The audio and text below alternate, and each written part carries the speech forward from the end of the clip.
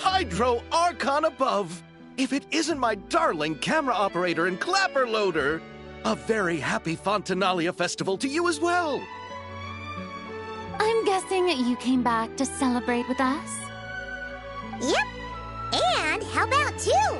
Even though the last festival had some unexpected hiccups, making the film was still super fun. Since you're all here together like this, you must be planning on entering the competition, right? Of course! A celebration of the entertainment industry. No one who's anyone would choose to sit this one out. It only happens once a year, after all. Fontaine Fashion Week might be more my speed, but the film festival brings in a lot of orders and boosts brand recognition, so I wasn't going to miss out either. A few new awards have been added this year, too. Best Director, Best Costume Design, oh, and Best Camera Operation. Ooh, sounds like we've got work to do. Come on, tell us! What's Musketeer Pictures' film gonna be about? Oh, about that. What's wrong, Xavier? What's with that look?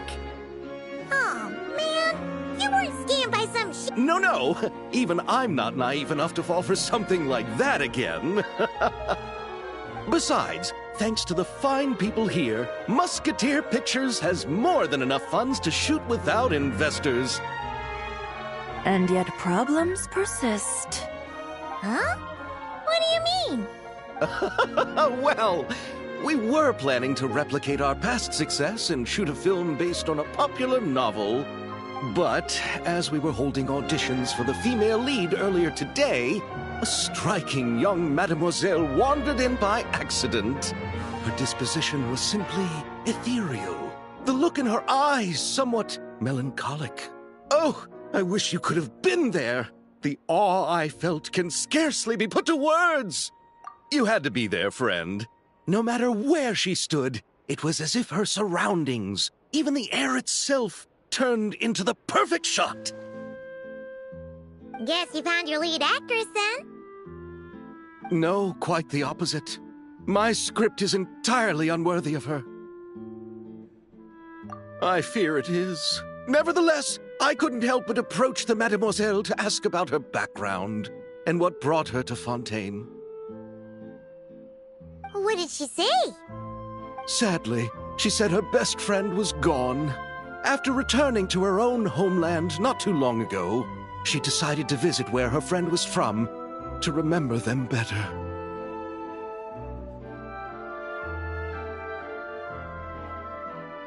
Oh, no wonder she looked sad. Yes, but that's when it struck me. Why not cast her as the lead in a film centered around her search for this old friend? Huh? You're gonna rewrite the whole script? But is there even enough time? Think about the difficulties we faced with the two Musketeers. We had to start from scratch back then, too. I'd say we're ahead of the game this time. Guess so, but... Don't worry, Paimon. Shiori and I have evaluated the proposal, and we support Xavier's decision. I won't really need to start on the costumes until the cast is finalized, so it's not too much extra work for me. Oh, fair mademoiselles. How can I ever thank you? Finishing the script would be a start. You know, compared to a commercial popcorn flick, I do prefer the idea of shooting a more artistic film. One that leaves a profound and lingering impact in the hearts of the audience. I agree. True trendsetters are the people who dare to go against the grain.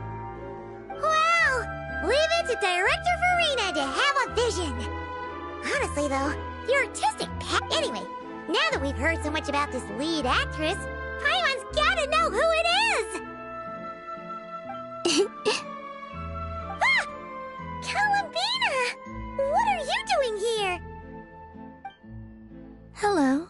I was just walking past when I heard you talking about me, so I came over. Huh? You know Miss Columbina? Of Wait a second. Does this mean Columbina is the actress who inspired the whole rewrite? Yeah.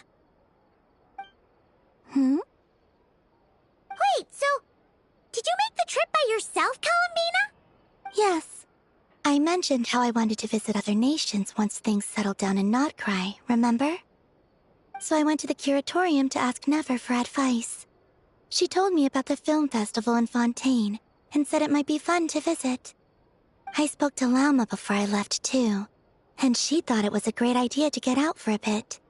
It's just, I received quite different travel advice from the two of them. Oh? How so? Well, Lauma told me to go out and experience new things and make new friends.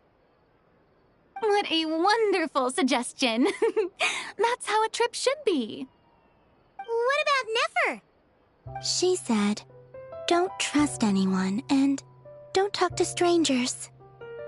Yep, that sounds like her. I can understand that too. It shows this Nefer cares about you a great deal, Miss Columbina. Yes, so I plan on combining their advice. All I need to do is turn strangers into friends, and then I can talk to them. Huh.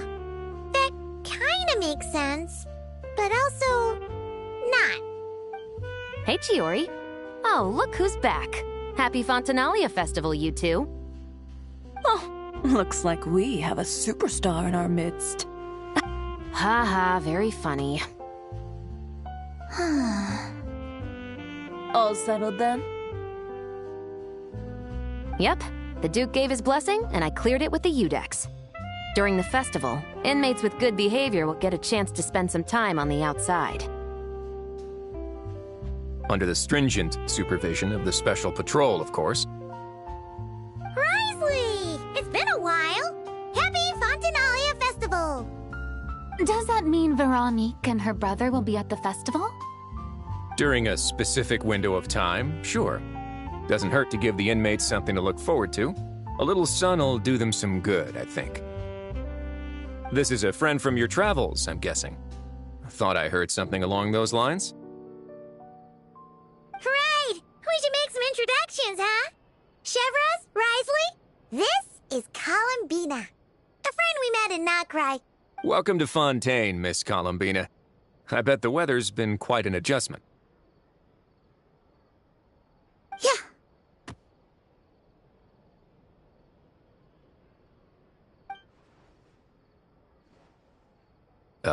And not the good kind, I take it.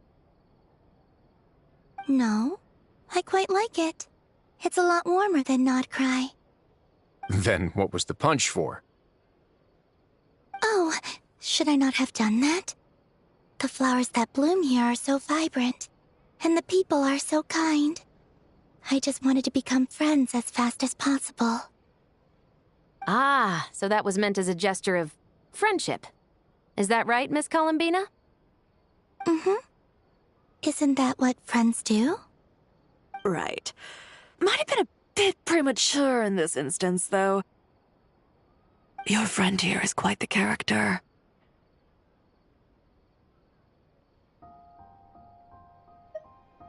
Good thing we said something. You weren't seriously gonna go around punching every single person in Fontaine, were you? No, just the ones I wanted to be friends with. That's not... What Paimon's trying to say is, maybe keep the punches to a minimum until after you're friends with someone. If you say so. You're quite the character, Miss Columbina. So, are we friends? Of course. Any friend of the Traveler is a friend of mine. Yeah. Oof.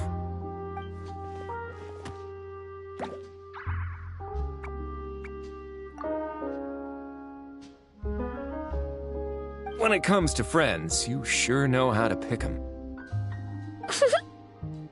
So Miss Columbina is the lead actress I've been hearing so much about. The whole thing about her aura is starting to make more sense. You gonna be part of the film this time too, Chevros? That was the plan. But now that Mr. Xavier has changed the direction, I don't think I'm in quite as many scenes. It's all for the best, though. A different crew asked me to help consult on some of their musket work. Oh, sounds like our trusty musketeer is as popular as ever. I'm just going where I'm needed. I'm more than willing to help with whatever this production needs as well. Well, speaking of, would you happen to know if there are scenic locations around the court of Fontaine that other crews haven't booked? The festival's pretty popular this year, so there's not a lot left. You might just have to talk it over with the other productions and see if they'll let you squeeze in here and there. I see. Having trouble finding a filming location? Yes, we made a last-minute decision to go down a different route, so the indoor locations we reserved are no longer a good fit. You know, I might know a place. Good views, good atmosphere. That sounds perfect! Where is it? You want me to reveal it just like that? Come on, let it be a surprise. As much as that sounds riveting, I think we should divide and conquer. You go do that, and Director Farina and I will take Miss Columbina around the city to discuss lighting and styling. Is that all right with you, Miss Columbina? Traveler?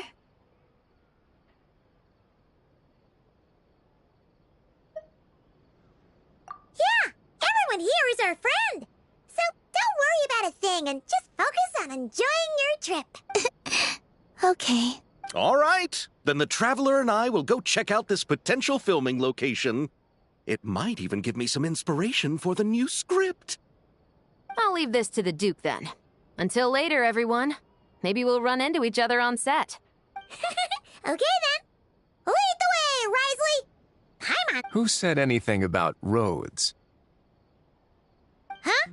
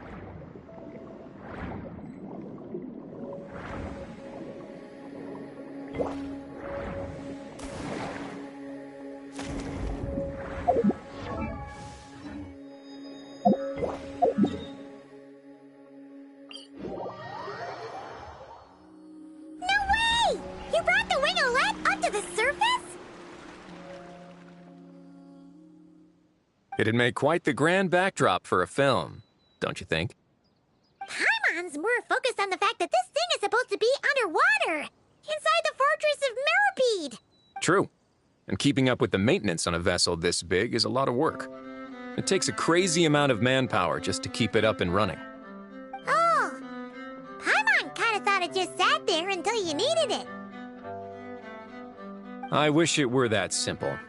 The truth is, the maintenance costs on this thing are substantial, so we decided to rent it out during the festival to earn some extra mora. Besides, the inmates are the ones who keep it in good shape. Seeing the fruits of their labor put to use is a good form of social rehabilitation for them. Huh, you've really thought this through. What you think, Xavier? Is this a good place to shoot? I've got it! Good messieurs and mesdemoiselles, I've got it! Gonna take that as a yes. The beginning is the hardest part, and the opening of this film has been eluding me, but now I know just how it should start. Glad to hear it. Thanks for bringing us here, Risley. Don't thank me just yet. This isn't quite a done deal. Huh? Not a done deal as in someone already rented it out? You said no other production teams. This person isn't affiliated with a production team. The rental fee was high enough to scare off plenty of other film crews, but she didn't blink. Made quite the generous offer, and didn't even attempt to haggle.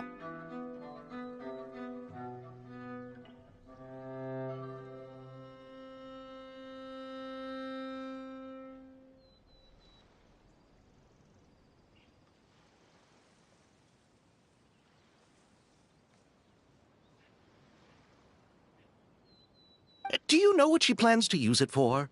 I'd like to at least have a rough idea before going into negotiation. I didn't ask for the details, but I did see what looked like a fishing permit and a business license on her desk.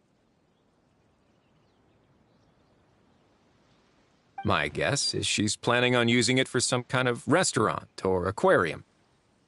A floating restaurant is sure to attract people, but an aquarium sounds cool too. The views from the ship make it a great spot for a date. The winglet might not be under my command right now, but it's always nice to see her admired.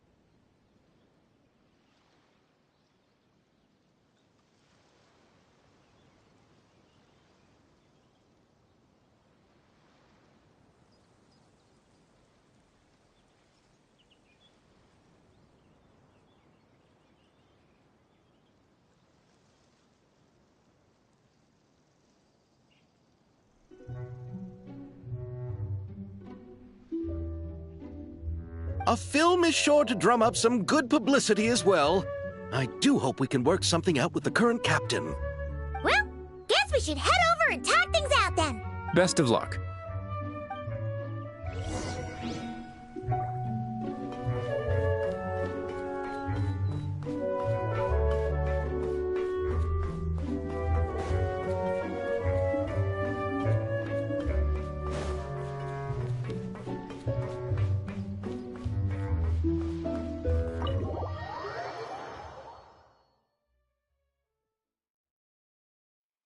Wow!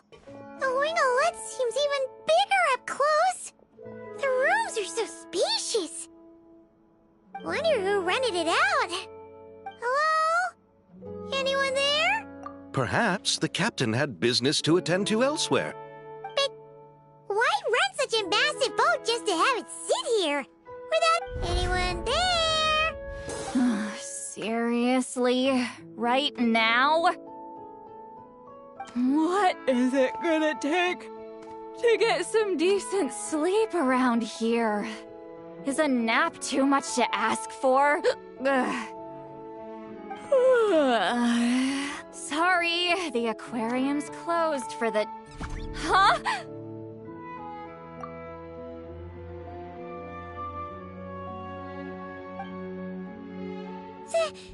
See Lolly? Traveler! Paimon! Hold on. Oh, this is just great. How am I gonna go out dressed like this? Oh, what happened to my regular clothes?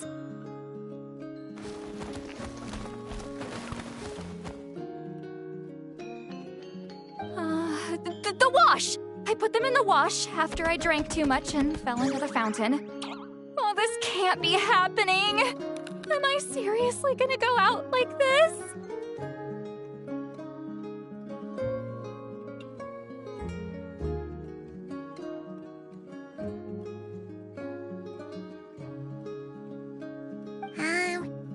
Think we might have caught her at a bad time. See Lolly? I don't want to hear it. Hear what? A single word about what I'm wearing. No comments, none. Is that clear? Oh, yep. Crystal. Huh? You think so? No, wait, I told you not to say anything! What was... Oh, his thoughts. I heard his thoughts.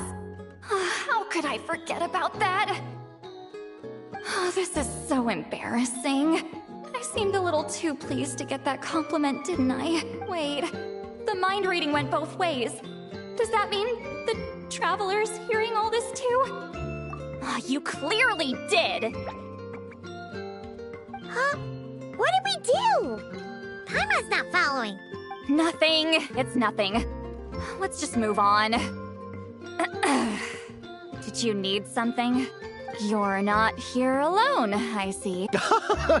Hello, I'm Xavier, a film director and producer from Fontaine. I meant to introduce myself sooner, I just didn't want to, interrupt. No wonder we ran into each other in Fontaine of all places. You must also be in town for the festival, then. That's right! We're helping Xavier with his film. In fact, we were hoping to shoot some scenes on this boat. You're the one who rented it out, right, Seed Lolly? Me? Rent a boat? I wish I had that kind of spare cash floating around. Not to mention the spare time. Don't get the wrong idea, though. I'm not here to sail off into the sunset and live out some cushy retirement life, okay? I'm not that old. Then why you dress like... how did you... Well, I heard one of my favorite light novels was getting turned into a film, so I came to Fontaine to catch the premiere. Originally, I booked a room near the Opera Epiclese, but I'm quite particular about where I sleep these days. I think it's an age thing. And that bed? I just couldn't sleep in it. I tried to find a different hotel, but with the festival, everything was completely booked. Just as I was worried I'd have to sleep under a bridge or something, I happened to spot a help wanted sign on the side of the road. Oh, so you're here to take care of the boat? No, I was hired to man the front desk. The pay is a bit low, but food and drinks are covered. And it includes room and board during the festival. Plus, the job is simple. So I thought I'd give it a shot. Wow! They actually thought you'd be a good fit, huh? What? You don't think I'm cut out for it? All I have to do is tell people the aquarium isn't open yet. Other than that, I'm free to do whatever I want. It's a pretty sweet gig. That's all? Yeah, I was also kinda shocked. But it's not a lie. Head downstairs and see for yourselves. There's nothing but empty tanks. Not a marine animal in sight. Did your boss mention anything about being open to film crews using this space? Our production was hoping to film... No. That never came up. You could... Oh, she's around? What kind of person is she? She's nice enough, I suppose. Pretty reasonable, too. Even offered for me to move to a big... Back at the Masters of the Nightwind, I'm used to being the one giving orders. But working under her doesn't feel like being bossed around. She seems to respect what I think. Wow, she sounds like a great... She did tell me she'd rather not be disturbed, though. She's been working on an important project. Got it! Thanks for the heads up! All right, the captain's quarters are this way. I can take... Wait. But I'm wearing... whatever. Miss Guillotin? These visitors were hoping to ask you about something.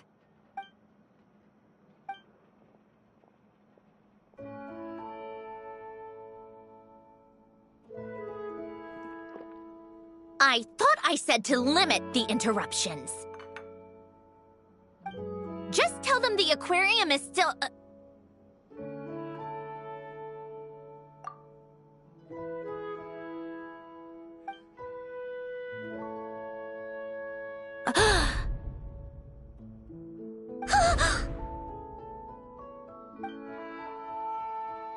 Sandrone? You're here! Huh? You know each other? Are you okay, Sandrone? You still remember us? Everyone was so upset after what happened. We all missed you so much! Miss Seat Lolly, why don't you escort this gentleman to the reception area for a cup of tea? I have something to discuss with these two in private.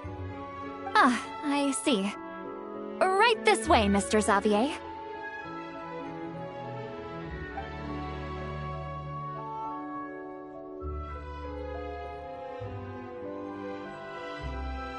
Sandrone? I really can't go anywhere without running into you two, can I?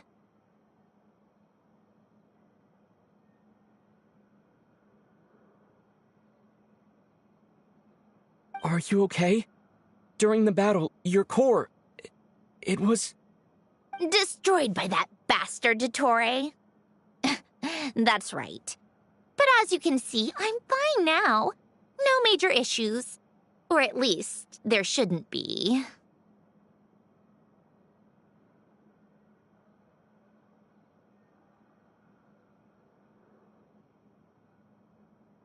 Oh, what a relief!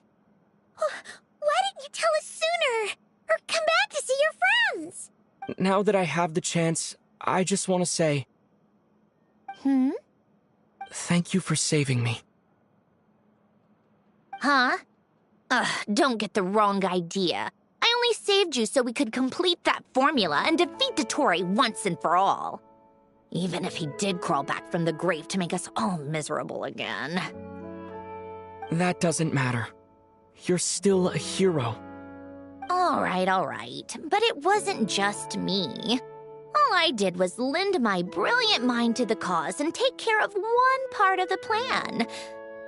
Although, I'm not denying it would have fallen apart without me. You got that right. But how did you go from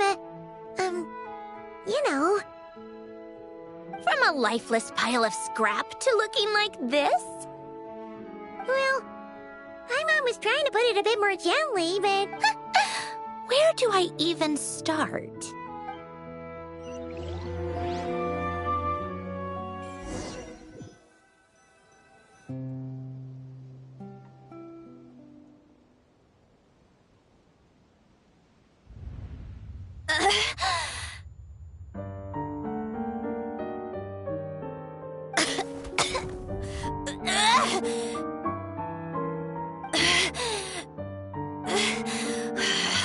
Curse it all! Where am I? Did we do it? How much time has passed? I'm not in one of that lunatic's experimental labs, am I? Wait, Fontanian decor. Books from the Research Institute. Phew. One thing at a time. Initiate self-diagnostics. Assess the extent of the damage. Cut power to compromised, non-essential components. Then reconstruct available action modules. Severe damage to the core. Dottore, you bastard. Polonia?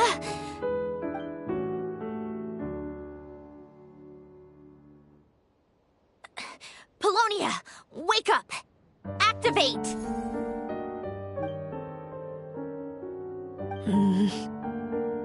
You're in even worse shape than me. Internal gears and energy circuits are barely intact. Extreme damage to the core, just like me.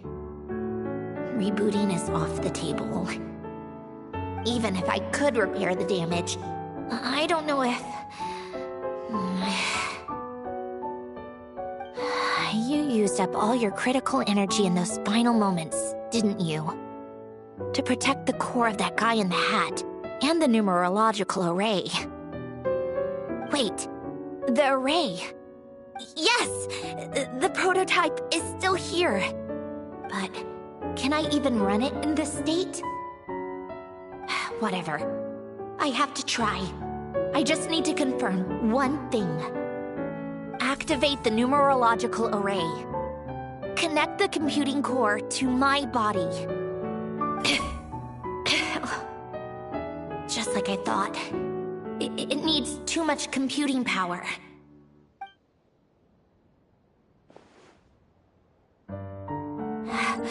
Cut off power supply to all functions except the thinking module.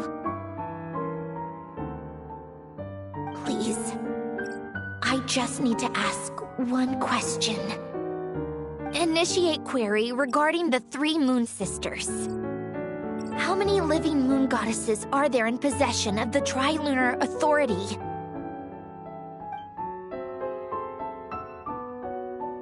One. It worked. You did it, Columbina. You made it back. But how did I survive. The self-diagnostics showed damage severe enough to shut me down for good. What triggered the reboot? A built-in message, only visible after a core reboot. The final gift.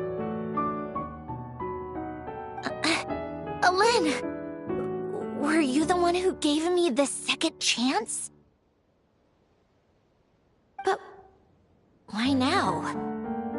What activated it? What is that? A vision? Wait, no. It's a stellar linchpin?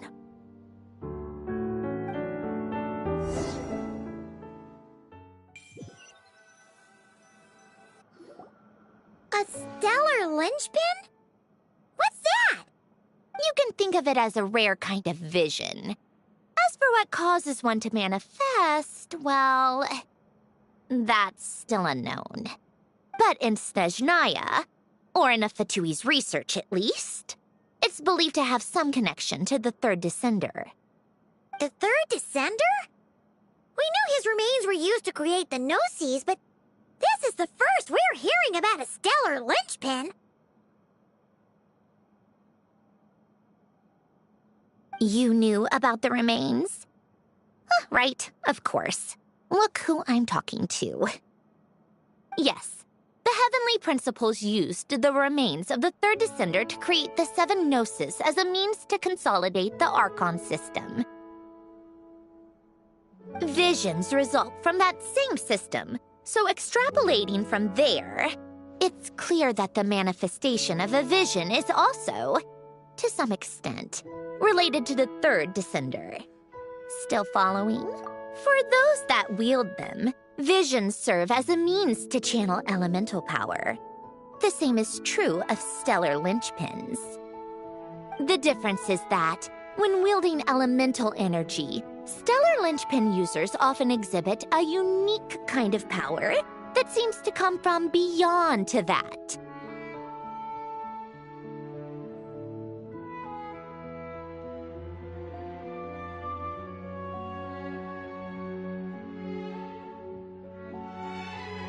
It's believed that, when a stellar linchpin manifests, impurities from the remains of the third descender get fixed in place. Hence, the name. That's also believed to be the source of the strange power I just mentioned. We've heard that visions can appear when someone has a really strong wish or desire. Stellar linchpins sound kind of similar, so does that mean... Huh? Oh, don't look at me like that. I've never had any grand wishes or aspirations. Just a list of things that drive me up the wall. So if you're asking why this thing appeared, I have no clue.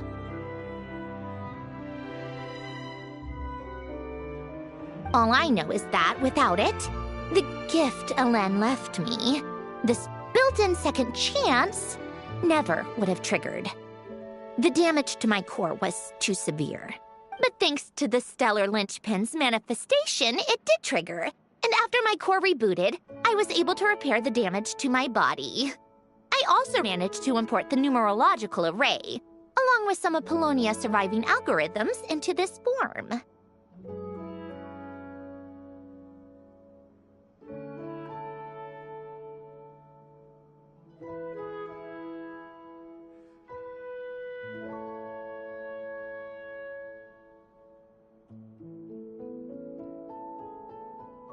Wait, does that mean Polonia is... Yes. Unfortunately, Polonia is... beyond repair. Oh, we're so sorry to hear that. But... Yes. Alen often spoke to me about wishes and desires when he was alive. I suppose he thought there might come a day when I wished for something, and was willing to sacrifice my own life to fulfill it. So he left me a chance to start over. No, never. Alain once said I was his proudest masterpiece. That might sound boastful coming from me, but it's also an undeniable fact.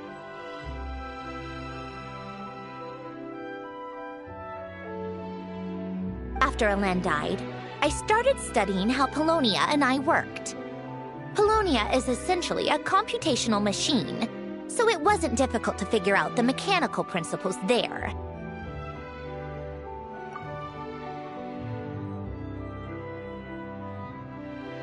But when it came to my own structure, that's when Alain, the Lord Artificer's true greatness, struck me once again. I attempted to imitate it when I created Catherine, but in the end, she turned out to be nothing more than a superficial replica. What? But his creation skill, Catherine, is super impressive. We were shocked when we first found out she was a puppet. No, she's nothing compared to what Alain was able to create. Some of the mechanical principles of my own core are still a complete mystery to me. Keeping that gift hidden wasn't even a challenge for him. Just a shame I had to waste it on fighting Dottore.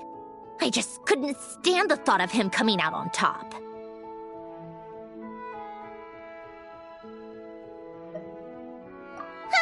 If you put it that way, the world owes me a whole lot then, doesn't it?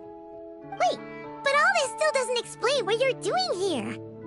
Risley said you rented the ship and even had some kind of fishing permit? That's because I'm trying to go back to the place Alain and I lived when he was alive. My former home, I suppose you could say. The second chance wasn't the only part of the gift. According to the message, Alain left me a few other things that are stored in the house we share. I'm hoping that whatever he left me can help fix certain anomalies in my rebooted core. And help me understand why I received a stellar linchpin in the first place. Okay, so go back then. What does that have to do with fishing? And to think I'm talking to the saviors of Fontaine. Did you forget that the water levels have been rising for centuries? I can't just go back to the place I used to live because now it's underwater. Oh, right. With the rising water levels and changes in terrain, it's not just a matter of finding where it is, but also clearing away any sediment or debris. But Fontaine law prohibits unauthorized individuals and organizations from excavating underwater ruins. A Melazine caught me the minute I even made an attempt. Why not apply for authorization then? And face the endless slog of Fontainian bureaucracy. No thanks. Besides, I'm a Fatui harbinger. The diplomatic implications alone would be enough to give the gestionnaires at the Palais Mermonia a head. A fishing permit, on the other hand, isn't difficult to obtain at all. Minimal paperwork required, and under the name Guillotin, the application was a cinch. So you're exploiting a legal loop? Am I? That underwater home belongs to me. If I happen to chance upon it while doing some fishing, what's the issue with that? Of course, I do have to catch some fish to put in the aquarium, just in case the gestionnaires come to check up on things. That's also the reason I hired someone to man the front desk.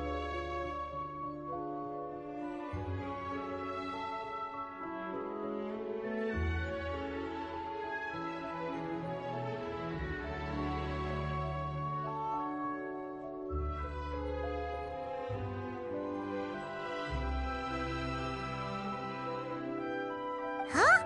But isn't that kind of a waste? He went to all the trouble of getting a business license and rented out this giant ship. If you want to run an aquarium that bad, be my guest. Use the facilities however you want. I'm certainly not going to stop you. All I want is to go back home and see what other gifts Alain wanted me to inherit. Hold on. Enough about me. What are you two even doing here?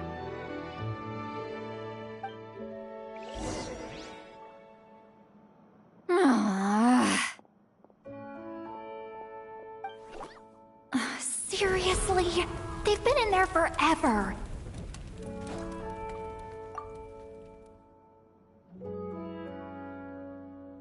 The reaction when they saw each other was strange, to say the least. You're lucky I was nice enough to leave the room and give them some space. Back in the Masters of the Nightwind, I'm the one who gets to kick people out.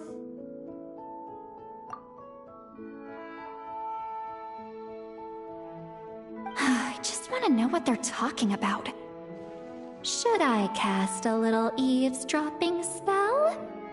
No, what am I thinking? I'm Granny Eastley, the great shaman of the Masters of the Nightwind. I can't do something like that. This is just ridiculous. Making me wait out here for so long? Where's their respect for their elders? Ah, here they are. Were you back there arguing or something? What took you so long? The two of you are already acquainted with Miss Guillotin, then? Oh, yep. But don't worry, we got everything sorted. Sandrone agreed to let us shoot on the ship, but it has to be when she's not here. When she's not here? That's right. You'll excuse me if I didn't exactly ask for this little reunion. I wasn't planning on seeing anyone. Like I said, my core is severely damaged. Even with the gift, there are anomalies that are making things unstable. I don't even know if I can continue to function without issues. So the priority is to fix these anomalies and get answers to my own questions. Then, Anyway, just let Sandrone know when you plan to film Xavier, and she'll, steer clear.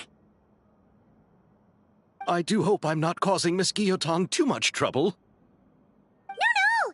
She just wants to keep a low profile for her own, complicated reasons. She doesn't want anyone else to know she's here. Understood. I'll be sure to keep that in mind. Oh, and see, Lola? Huh?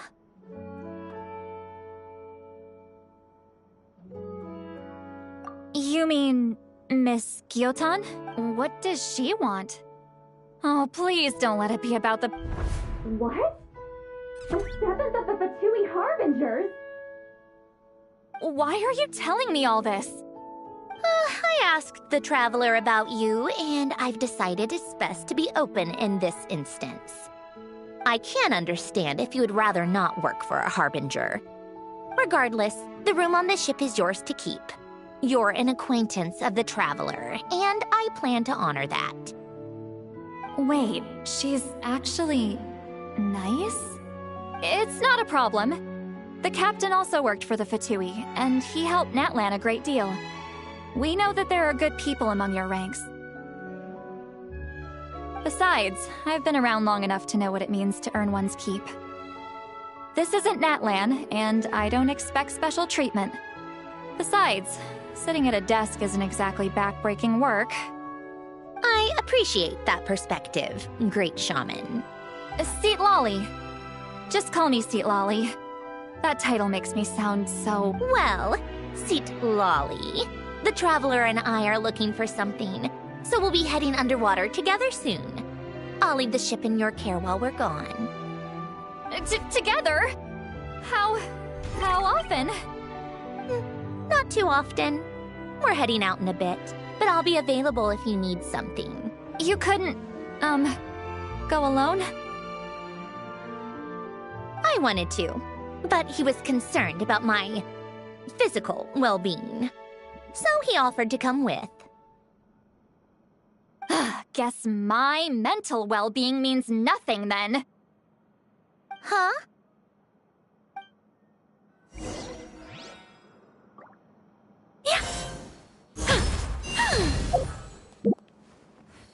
I think not.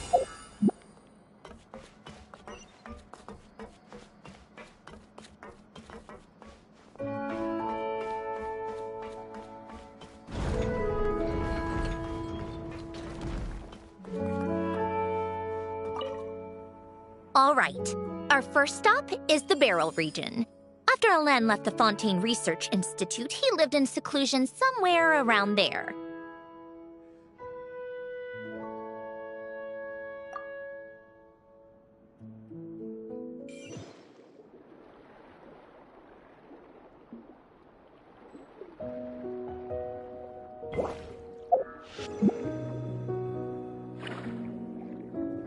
Huh. This place has changed a lot. Guess I really have been gone for a long time.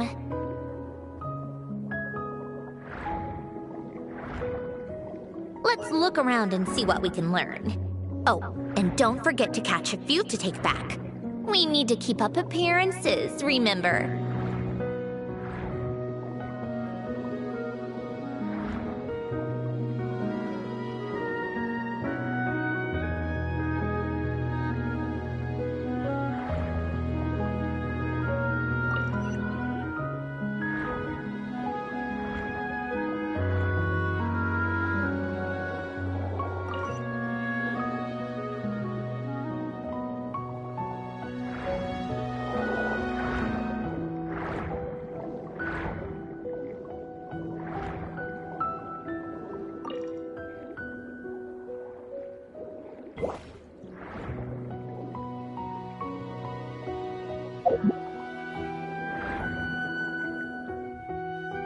Poisson isn't too far from here, right? It's all a bit nostalgic, I guess. Back when I lived here, all this was still above water. All right, I have a general understanding of the terrain changes and sediment accumulation. We can stop here for now.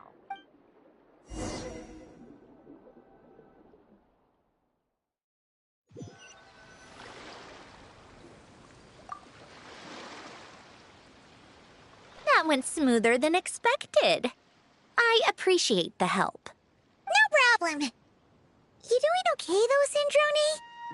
Seeing your home look nothing like you remember. I'm fine. Times change. People change. That's the one thing you can actually count on. You should head back and put them in the aquarium tanks. We finished ahead of schedule, so your crew is probably still on the ship. I'll follow in a bit. Right. Xavier said he was gonna test out a couple of shots. I'm sure. I want to take another look around on my own. Okay then. Want us to let you know when the filming is done? No need. Columbina relies on Kuvaki to perceive her surroundings. In Nodcry, her senses are heightened because Kuvaki is everywhere. But here, as long as she doesn't activate her abilities, her range of perception should be equivalent to an average person's line of sight. I figured that out back in Snezhnaya. That's oddly specific. I have hiding from her down to a science. So, what? Things might be a bit different now that she's merged with the Moon Sisters, but I doubt there's been a drastic change. The point is, you two can head back. Don't worry about me. Okay, if you say so. Come find us on the ship if you need anything.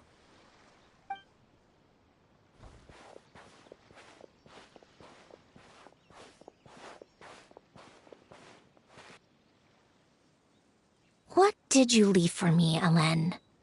Did you know I would come back? Or did you make it so I would have to?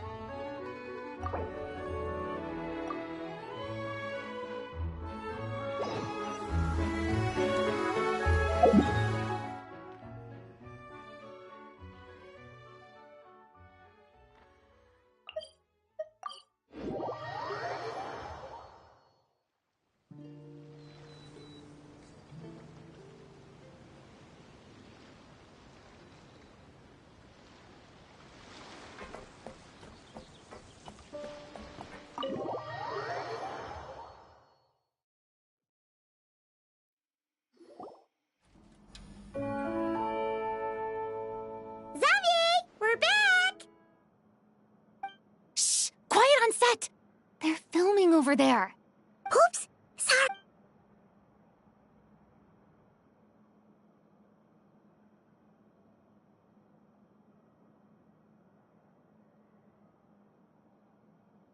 What's your take, Detective? Bullet wound to the chest. Gunpowder residue on the clothes. The victim must have been shot at close range. You think it was someone they knew?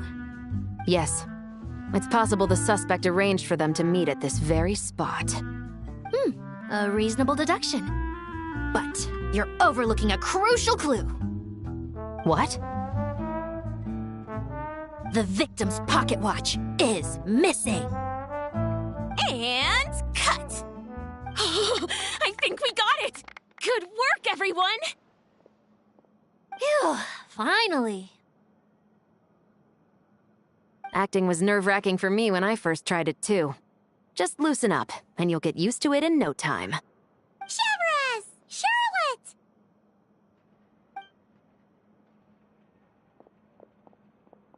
Oh, hello there, you two! You're filming here too?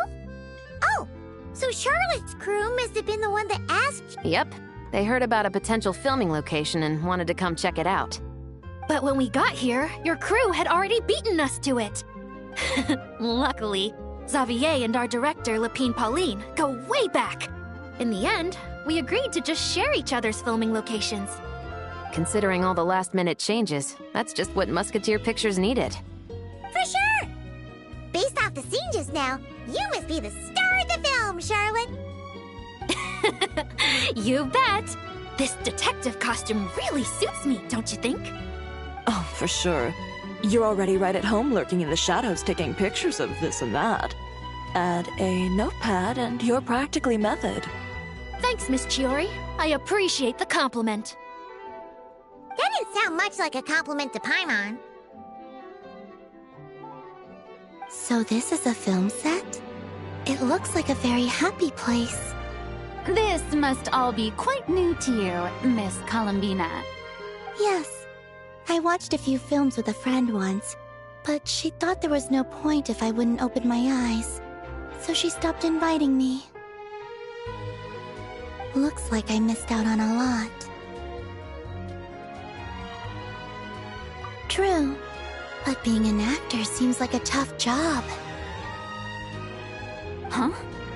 Most people would swap lives with an actor in a heartbeat.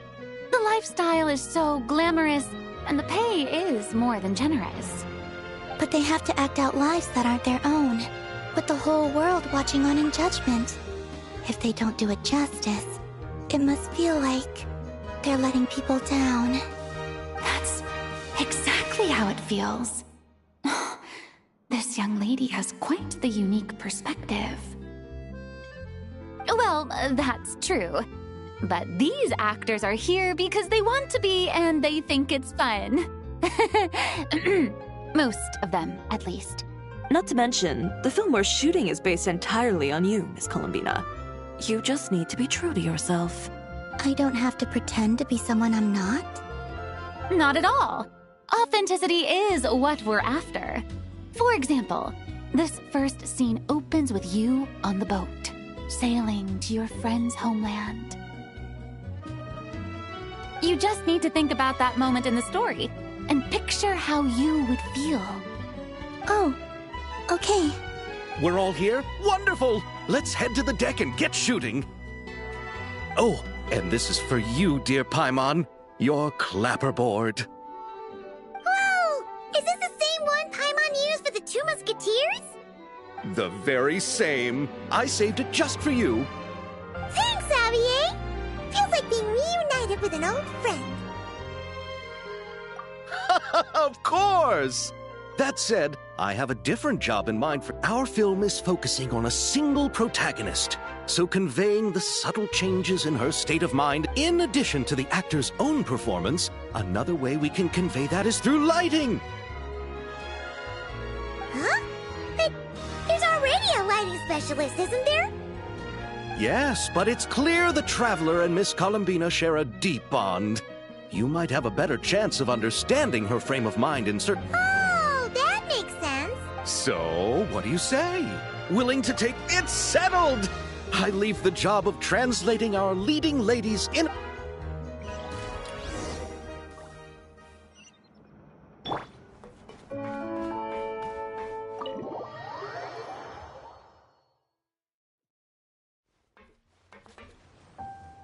All right, without any further ado, it's time for production on our film, A Homecoming, to officially begin! Turning it over to you once again, Director... All right. Positions, everyone! Camera operator, clapper loader, get set up. Let me know when lighting is good to go.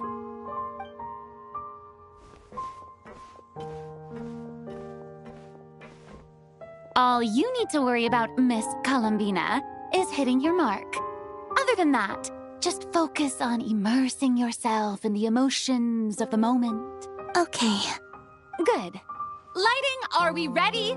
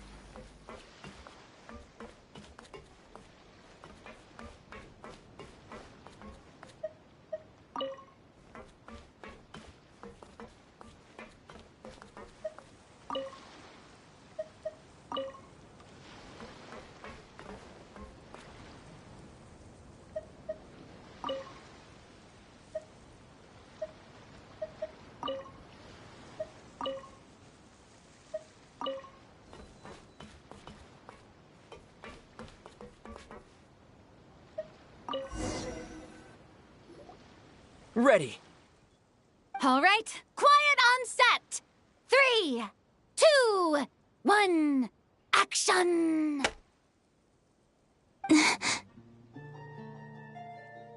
This is her homeland.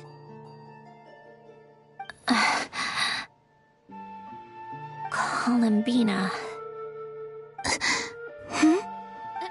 Cut!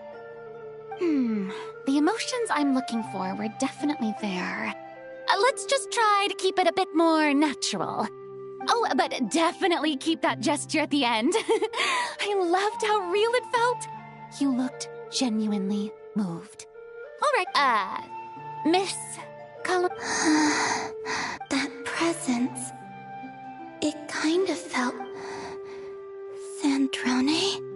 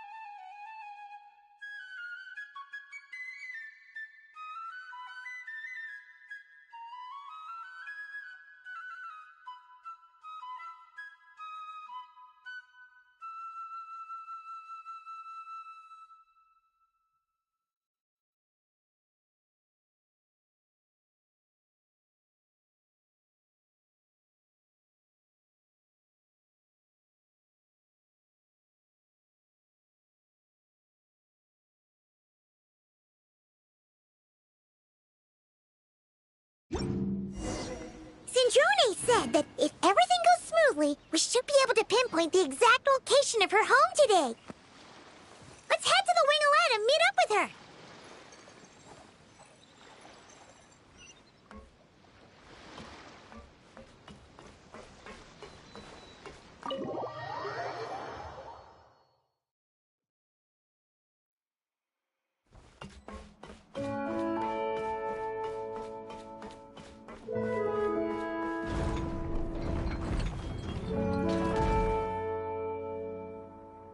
Ah, you're here. We should get going then. Xavier and the others should be filming soon. How's it going? Have you managed to figure out the location of your home yet?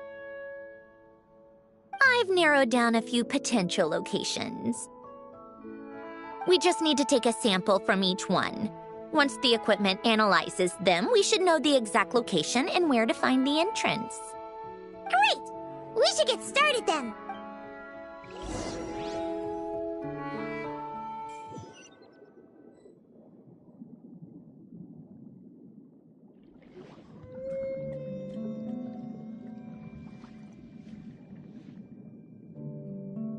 All right, let's get a move on. That should do it. Let's head back. The filming should be just about done. We made good time. We might even know the location by the end of the day. You sound pretty happy about that. Do I? I suppose I've just had enough of these anomalies I've been dealing with. Anyway, enough chit-chat. We have work to do. Oh, but let's head in through the side door. I don't want to run into the crew on the deck.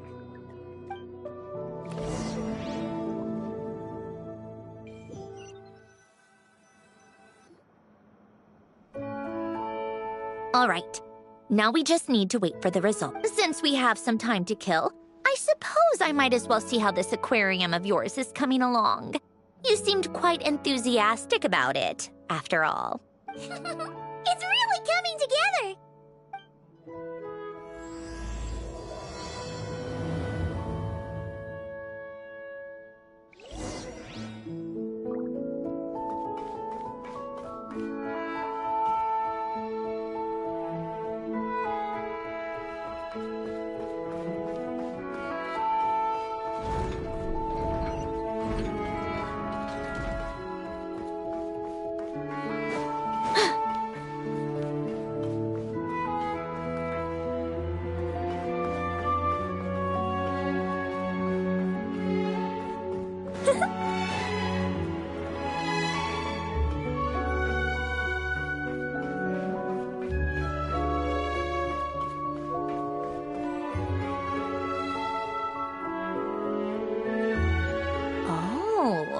Kind of impressive, actually. These must be the ones we caught the first time we went underwater. Like it? It's fine, I guess. Nothing special. Come on! It sounded like you really liked it just now.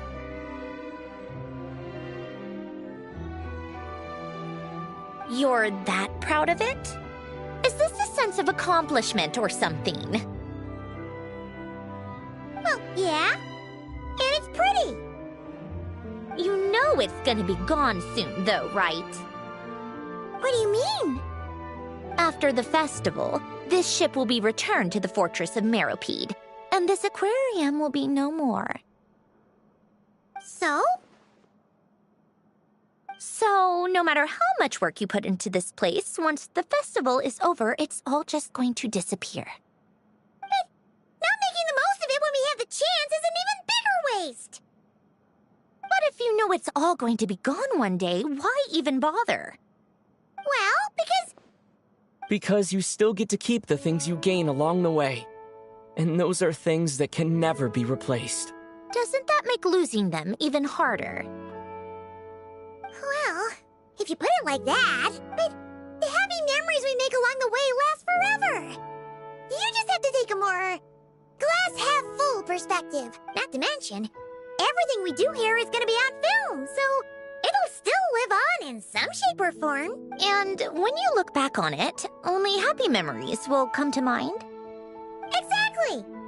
So it's about finding joy in the process itself. Traveler! You're back already? What's wrong with that? You say that like it's terrible news or something. How did you get here? I didn't see you on the deck. Oh, never mind. We need to help Miss Guillotin hide ASAP. The crew is heading over here to shoot any second. What? They should be done by now. There was a mishap earlier that cost them some time. I was waiting on deck so I could warn. Anyway, you should head back to the captain's cabin right away. They're gonna be here any minute now. Finally! That's a wrap for the scenes on the deck.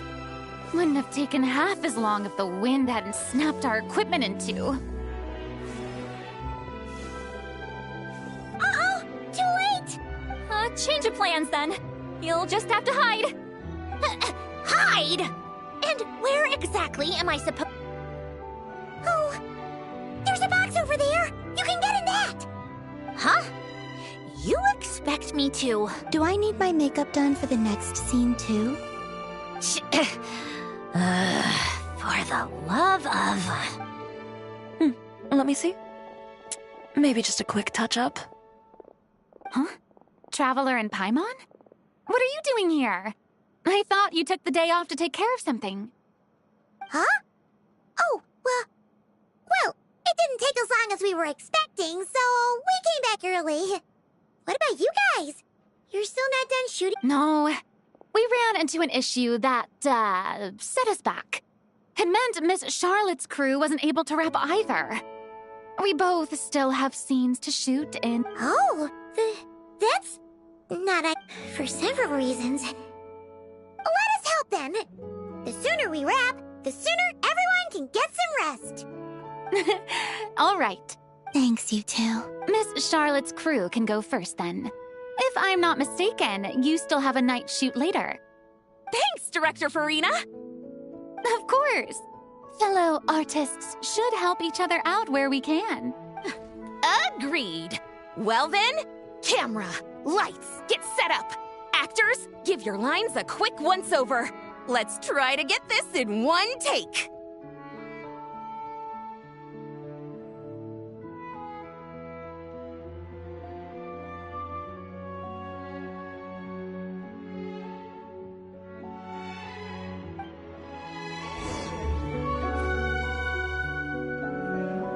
All right, places, everyone! And 3, 2, 1, action! So, the story ends like this. But when Duke Saint Germanus departed, he clearly said that everything was beyond redemption. Huh? That sounds familiar. Wait, it's from that novel I came across while researching the numerological array. He's only a genius when it comes to mechanics, and everything else, he's just an ordinary person. Huh? What was that noise? Whatever, I'll just fix it in post. Miss Jacoba, please don't speak as if I were the accomplice. Not so hard. This box isn't sturdy enough for that. This is why I keep saying, don't put too much trust in Clockwork Mecha. Unlike humans, machines don't have a heart. A heart? That's right. It's what's on the inside. It's also referred to as someone's soul, or likened to free will. You can think of it as a person's core, what makes them unique. In general, though, people don't believe machines are capable of having a soul. You said my emotion module was faultless. It is, but that's not quite the same thing. Do you think I have one then? A heart? I don't think so. I know so. The question is, do you recognize it within yourself? That's where you're wrong. I can't believe this. Forcing me to hide in a box and listen to this drivel. Me. In the end, clocks tick through tranquil years. Fish swim in crystalline springs. No matter how grand a dream is, it will fade away like this. And cut! That was a long one. What did you think? If she makes them do another take, I'm going to flip a lid. And not just the one to this box.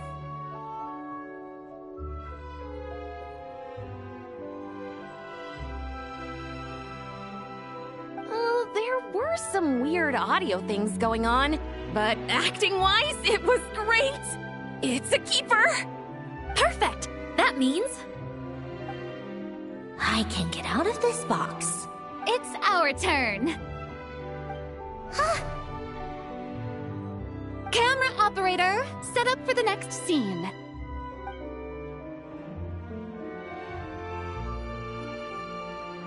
In this one, our protagonist peruses an aquarium in a foreign land and gets swept up in memories of her friend. So, in terms of lighting... Shoot. Paimon thought there'd be a break and Sandrone could slip away. What are we gonna do now? break a leg! Yep, we're headed off to shoot our next scene.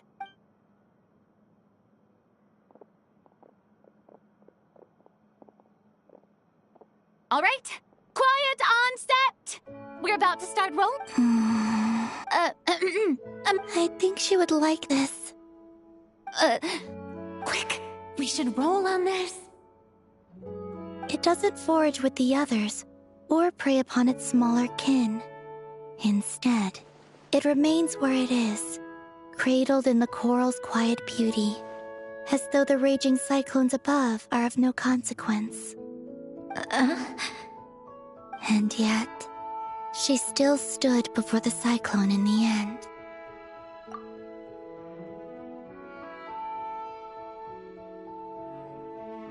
So I think that story has it wrong. She is no different than us. She has a heart. Huh?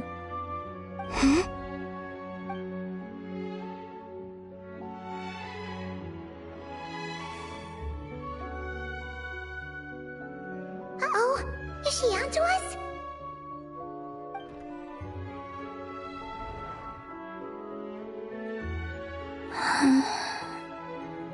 What is she doing? Cut! You okay, Columbina?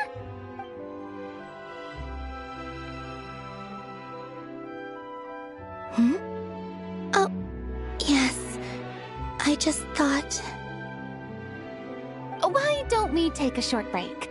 It's been a long day of shooting so far. That last take was beautifully organic, though. We can use it as is. No need to go again. Thanks, Director Farina. You're sure? In that case, let's shoot some quick B-roll. Then we can move to our...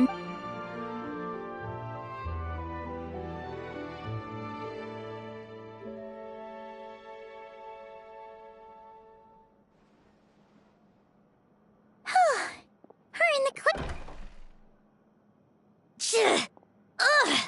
Absolutely suffocating!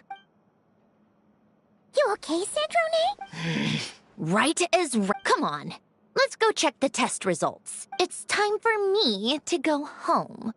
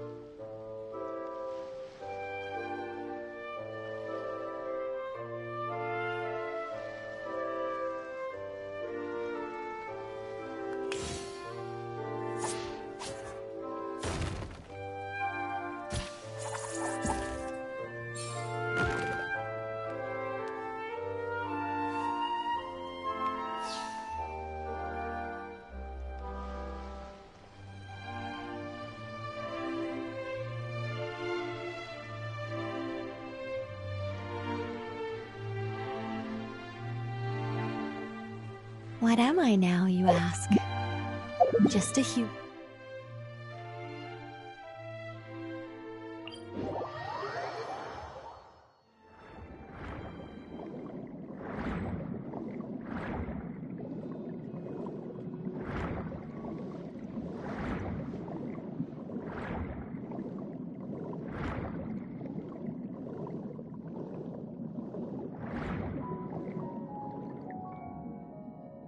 All right, it should be around here. Give me some space. I'll activate the water insulating mechanism.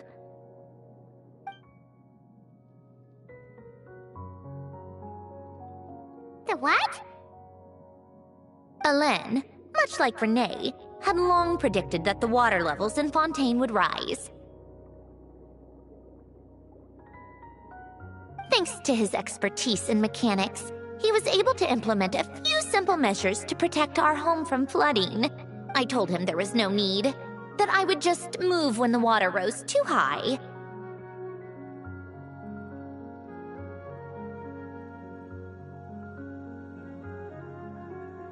But it would seem he knew a day like this would come.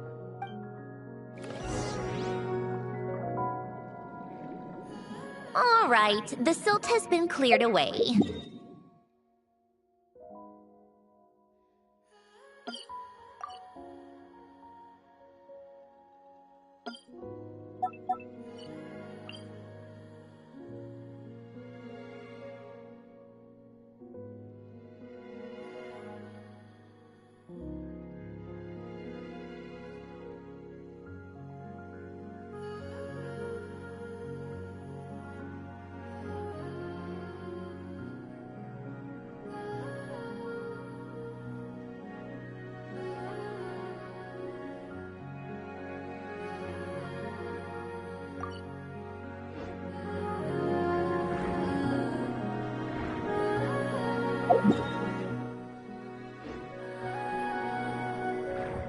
Go activate the mechanism for the first sluice gate. That will fill the empty middle chamber with water.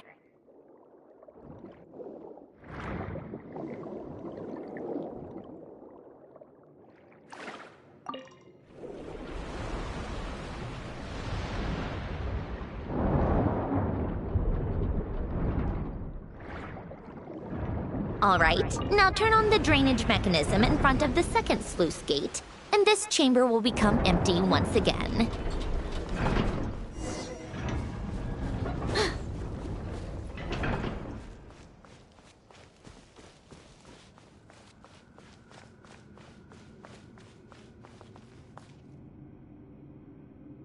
So, this is where you used to live? It's beautiful! There's even a garden! Back when I lived here, it was my job to tend to the potted plants and flower beds. Still growing strong even after all this time. Who would have thought? If the weather was nice, I would take Alen out in his wheelchair and we would go for a walk. Before long, we started bringing Polonia along too. Come to think of it, I was the only one who could get around easily back then. Polonia always got stuck at some point, and it was up to me to launch a rescue mission. Happy? I suppose they were. Uneventful, but pleasant. Repetitive, but peaceful. It was like living in a world where time didn't exist. Of course, that was all just an illusion. Death still awaits all of us at the end. Oh, all right, enough standing around. Let's head inside.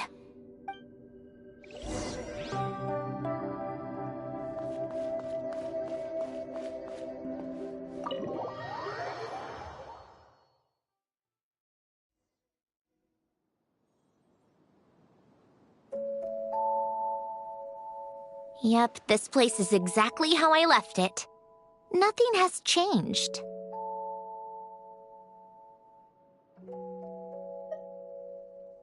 What is it? Huh?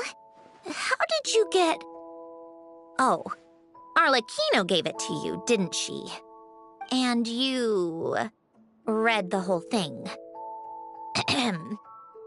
Just so you know, a lot of that was written a long time ago. Anyway, since you've already read it, you should just hold on to it. I can always start a new one. Well, feel free to look around. I'm going to start looking for the gift Elen mentioned. Oh, but be careful with the stuff around here. I'm not saying you can't touch anything. Just try not to choke on the dust. Polonia.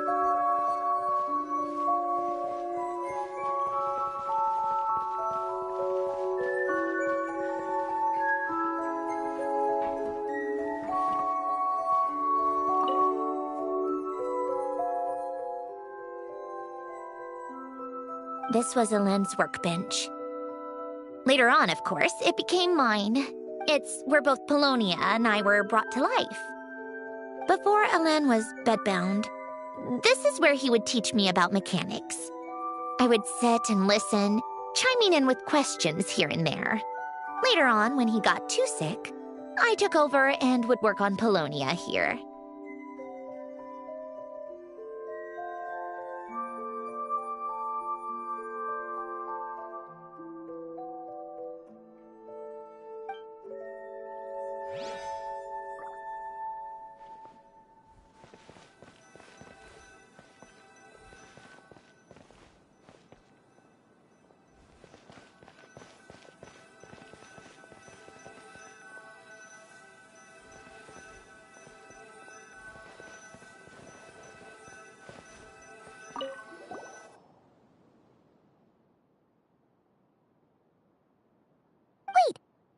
The people in this picture look kind of familiar. Oh, this was taken when Elen and Renee were both still at the Fontaine Research Institute. Before their falling out. In his later years, Elen would often sit by the fireplace and stare at this picture, wearing an expression somewhere between guilt and longing.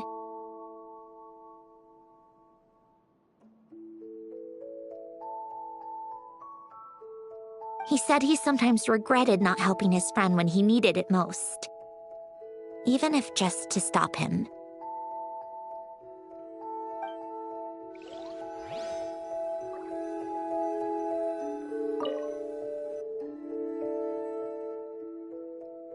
Oh, these are some of Elen's drafts from his later years.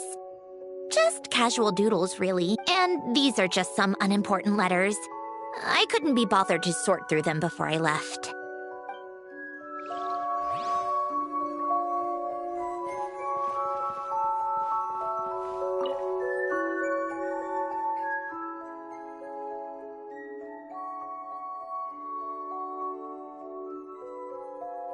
Oh, I played with these when I was little. During the first few months after I was created, I mean. At first, Elen and I would play together, but it didn't take long for me to become unbeatable. So, Polonia and I played together instead. Yeah, these don't look like Paimon's kind of games. Logic and math puzzles? Those happen to be my specialty. It's been so long. What do you say? Let's go with this one. The gears on the left are stacked from largest to smallest. The goal, just remember, you can't stack a bigger gear on top of a smaller one.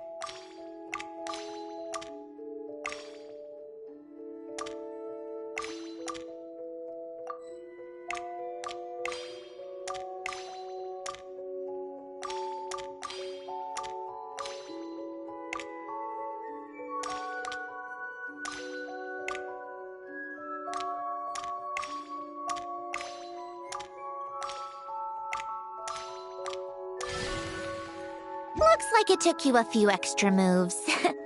My first attempt was the same. You'll get better with practice.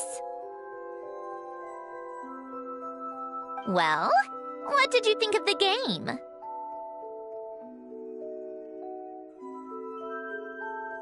You showed quite a bit of promise, too. We should do this again sometime. There are other puzzles we could try.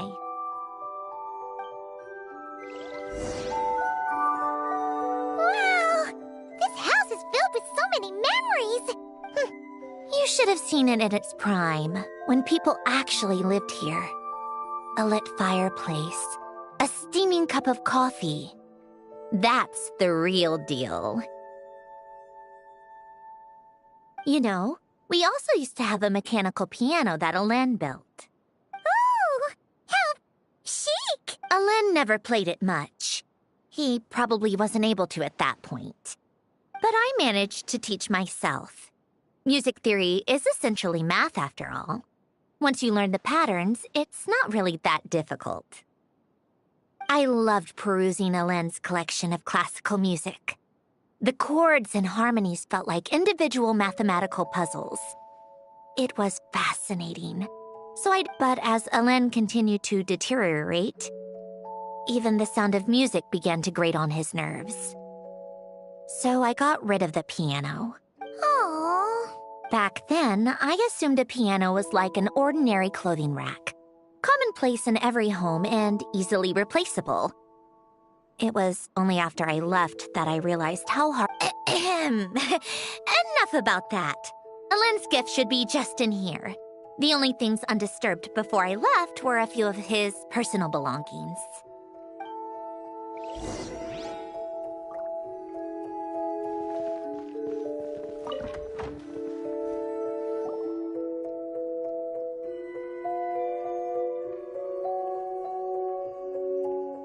Wait.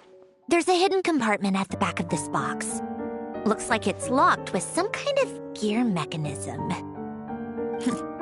Knowing you, Alen, I'm guessing it goes like this? Got it. Let's see here. A box? Well, you gonna open it?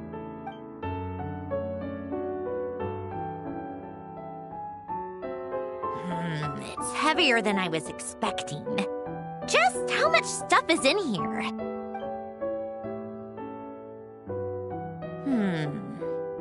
A letter? And a bunch of junk underneath it. None of it seems that important. Wait a second. This should be it. A cube? It's a multidimensional algorithmic core. Alen would use it to store information. Only Polonia and I have access. All right, I'll start looking into the core and the letter. Feel free to go through the rest of the stuff and see if there's anything useful.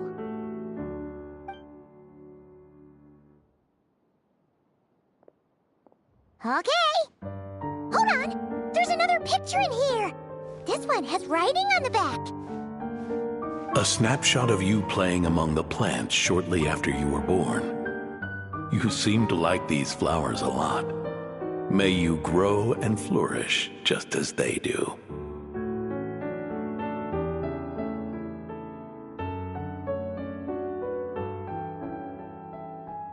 Huh? Wow! Look how happy you are in this picture.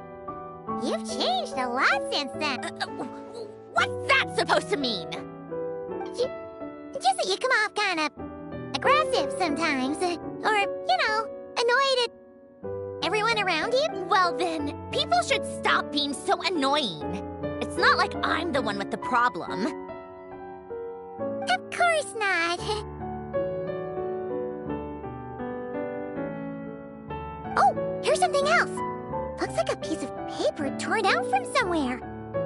Today, I solved another math puzzle and made a breakthrough on a construction problem the Institute has been stuck on for years. Am I a genius or what? No, wait, that's From now on, I should have people address me as Her Highness the Clockwork Princess, Unraveler of all reason. No! Nope. No more of that. I thought I tore this page out. You wrote this? Then how did it get... Wait, there's more writing at the bottom. You seem to have developed a distaste for this particular entry, considering I found it in the trash. I'm sorry, but I could not help but hold on to it. Forgive me. Lynn! Don't be embarrassed. Everyone goes through a phase like that. Nonsense. I wasn't even the one who wrote that. It must have been Polonia.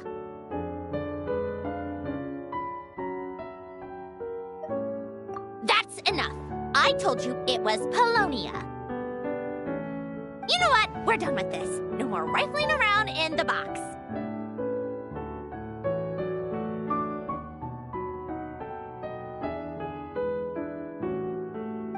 Just put it down and let me read the To my little clockwork princess.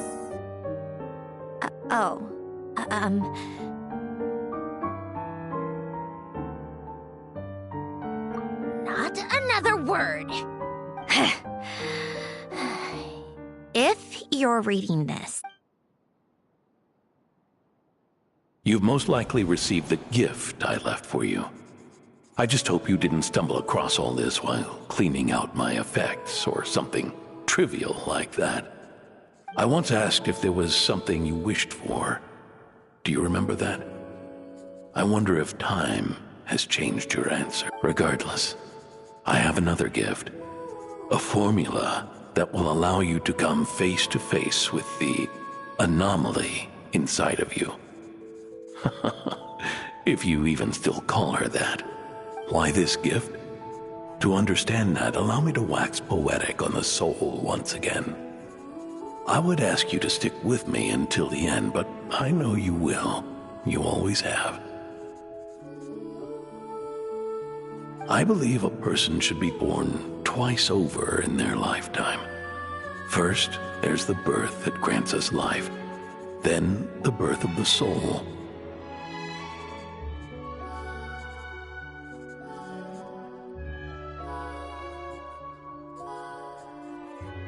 It's a matter of transforming the life bestowed upon us into the life we choose for ourselves. And to do that, we must look inward.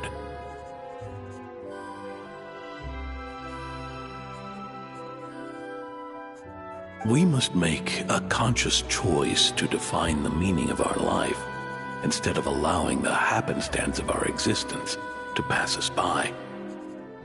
This is the process of recognizing the soul that lives within us. You are my proudest masterpiece. I told you that long ago. But to me, you have never been a creation or a machine. To me, you're just like the rest of us. You have a heart. In fact, some theories think of the human brain as nothing more than a machine, and thought the product of its computations. So you see, perhaps we're not so different after all. Your inner machinery is just far more advanced than most. No matter how one looks at it, the heart is a complex thing. A place where logic and reason collide with our emotions. Your computational capacity allowed you to become sentient and develop logical reasoning. But it also granted you something that, on the surface, might seem contradictory.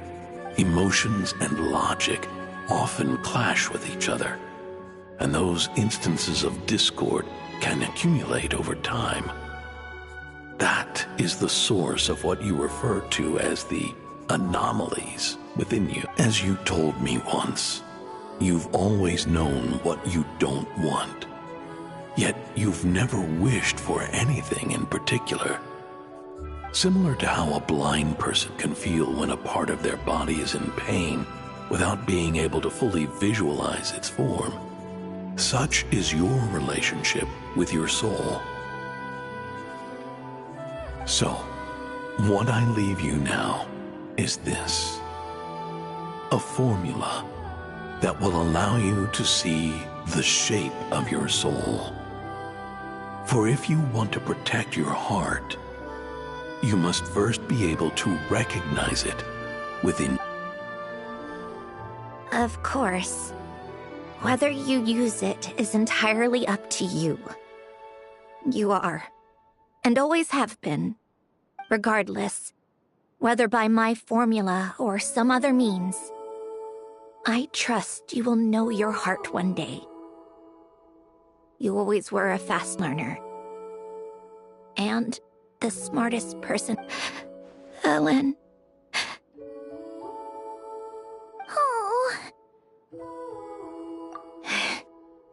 I'm fine. I've already figured out how this formula works. Let's get out of here and then we can use it. You made up your mind already? You're gonna do it? Why wouldn't I? Resolving the anomalies within my core is the reason I came here in the first place. No, I can do this on my own. But, do you want to watch?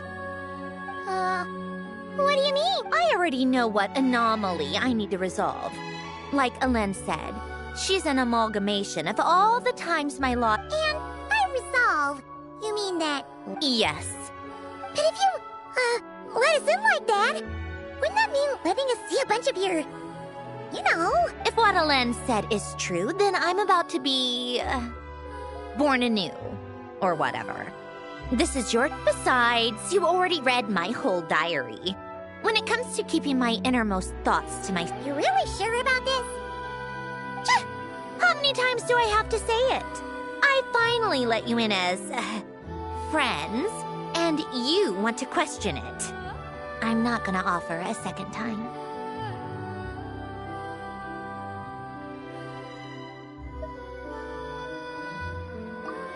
Enough with the mushy stuff. Just follow me.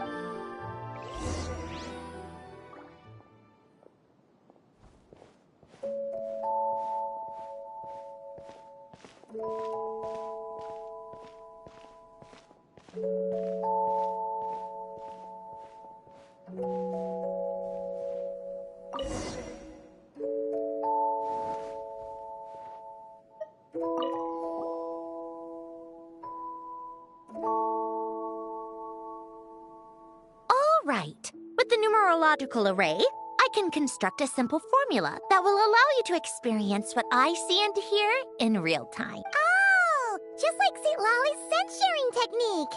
Been there, done that. Huh. Sounds like that shaman has some tricks up her sleeve. The arcane and the mathematical are both fundamental laws of this world. Being able to achieve a similar result through both isn't surprising. Anyway, let's get this show on the road. But no comments from the peanut gallery, okay?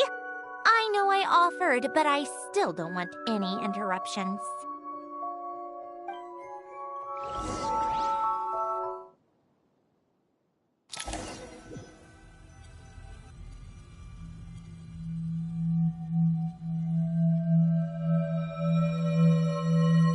Is this my heart? No, it's probably just the result of Alen's formula. A space dedicated to resolving anomalies. Huh. But it looks like the walls are all— mirrors? You made it. About time. Is that me? From the past? You just spoke of anomalies. Well, here I am. What happens when emotion contradicts reason? Shall we sit down and talk?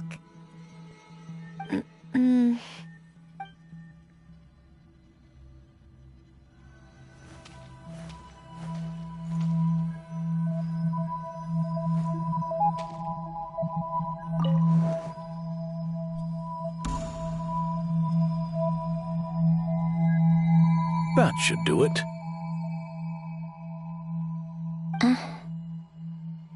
Hello? My name is Alain Guillotin. Can you hear me? Brings back memories, doesn't it? The time we spent here. Here, I want you to have this. A notebook? You can use it to write things down. I don't need to write things down. I have unlimited memory. Even so, some things are more important than others, right? You can use it to write about the things that matter. So you wish me to carry out a basic priority sorting operation? I suppose you can think of it like that for now. But journaling is also an act of finding oneself. Much like we use wooden stakes to guide a plant to grow in a certain manner, what we choose to write down gives the soul much-needed direction. In the act of choosing what to forget and what to hold on to, we decide what kind of person we want to become. I don't understand. Like I said earlier, I don't need something like this.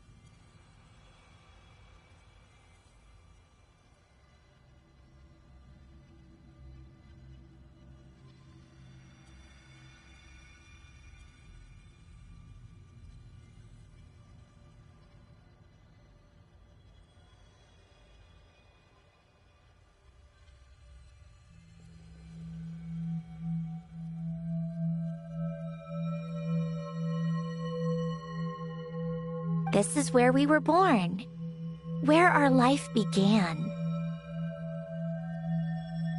Mornings of tending to the garden, afternoons spent cleaning, reading, or studying, evenings of cozying up by the fire, listening to Alain share stories about his past. Alain. What is it? What are you drinking? Oh, this? It's coffee. It, makes me more productive. I want to try it. Oh, okay. Here.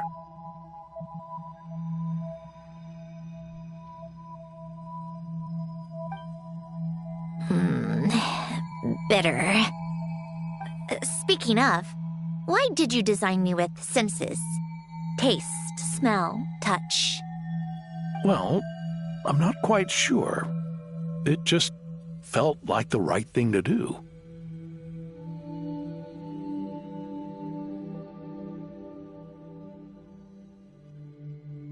I suppose I hoped you might have a life of your own one day, and that you deserve to experience all life has to offer.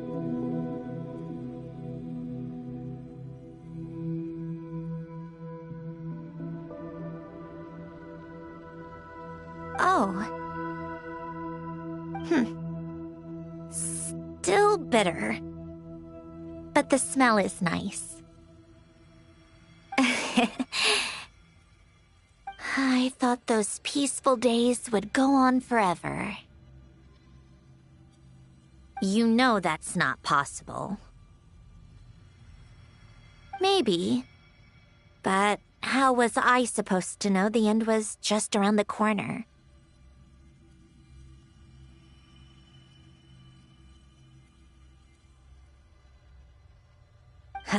That was just bad luck.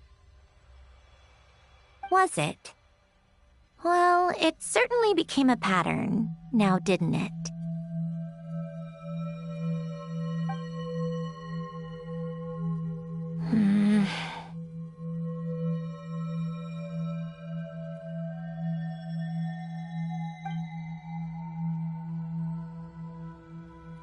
Over time, one of the habits we picked up from Elen was a love of coffee. We even took to hosting tea parties.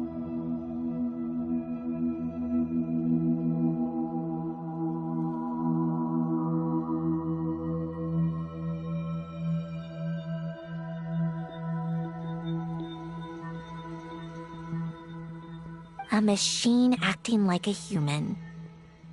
Kind of laughable, right? I suppose that's just what I'm used to. Yeah, that's just what we're used to.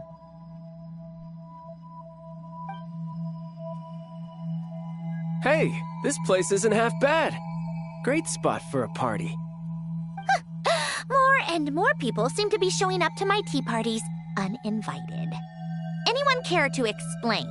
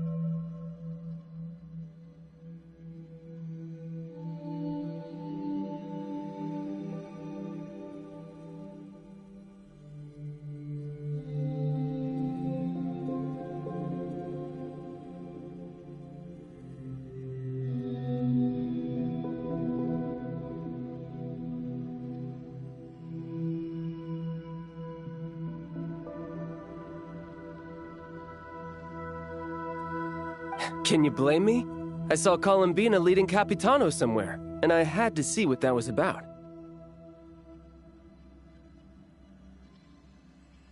I had simply asked Columbina where I might find Arlecchino. I have business to discuss with her, and Columbina suggested looking here.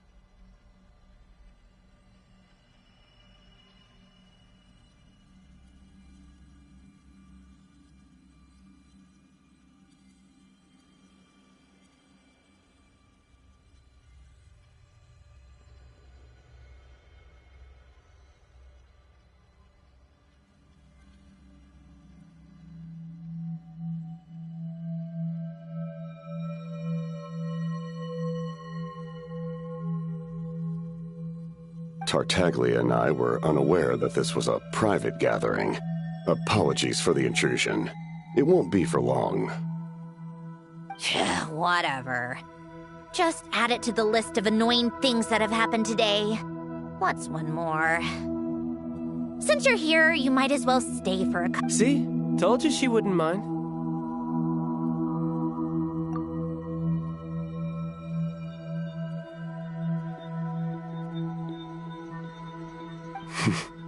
Much obliged, Sandrone.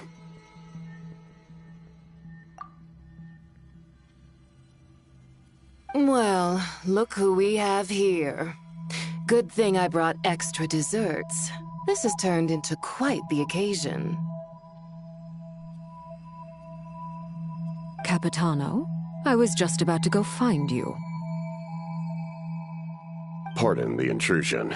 Rest assured, I won't sully your gathering with talk of work. We can have our discussion later.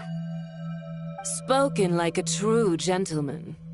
A certain unmannered 11th seat could learn a thing or two. You know, you really should start being nicer to me, Rosaline. Or I might just snatch that 8th seat right out from under you.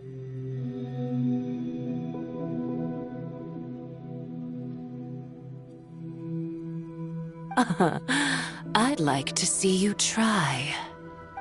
If you're gonna fight, take it outside. The only mess I plan on cleaning up is tea-related. I still don't understand how our quiet afternoon turned into such a crowded gathering. One by one, people just kept barging in. And then, one by one, they left without a word. Yeah, pretty annoying, huh?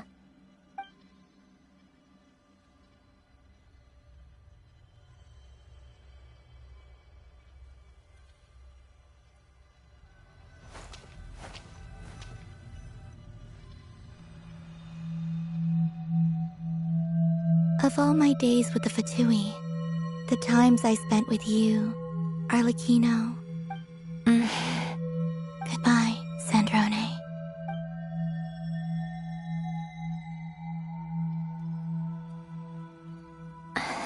Don't go, Columbina. We should have just said that. Why didn't we? If we had, would the story have had a different ending? She couldn't stay.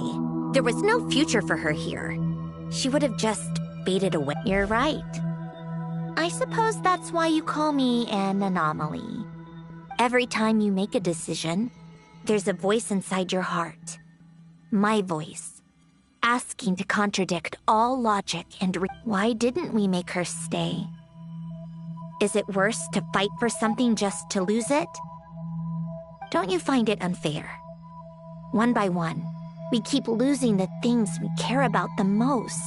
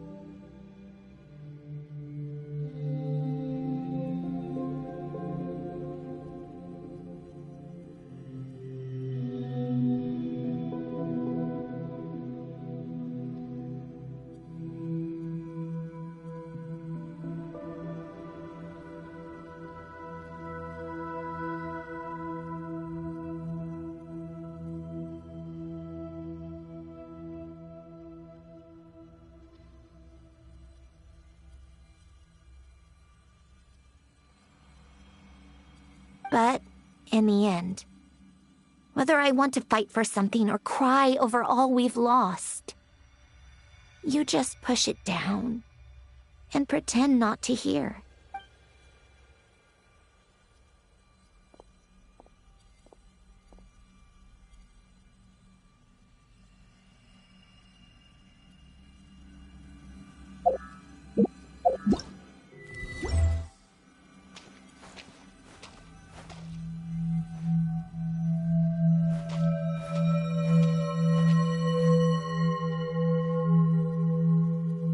And now, even Polonia, the other half of Elend's legacy, the last remaining member of our family.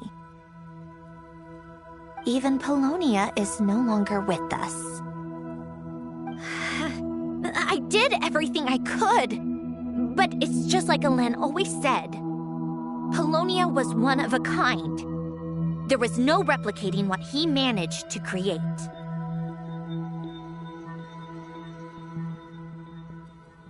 Don't you feel like our connection to the past is fading bit by bit? Like, even the things we have left are slowly slipping away. I suppose. But you can't move through life without having to say goodbye. And even as we experience loss, there are always new things to be gained.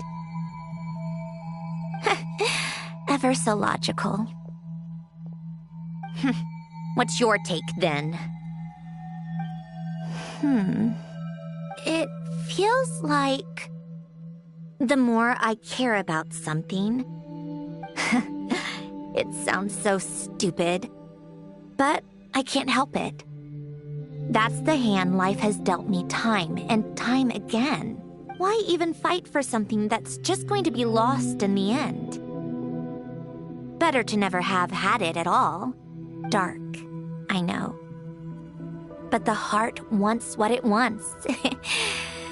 Maybe the stellar linchpin appeared because of me. Because of what I wish for. I don't think so. Yeah, probably not. What an anomaly wants goes against all logic and reason. Well, go ahead and do what you came for. You're here to resolve the anomaly, aren't you? Yes. What's it gonna be? Keeping me imprisoned here like before? Or eliminating me entirely? Like debugging a code? That might actually be a mercy. I don't care. I just don't want to experience the pain of loss ever again. Go ahead. I'm ready.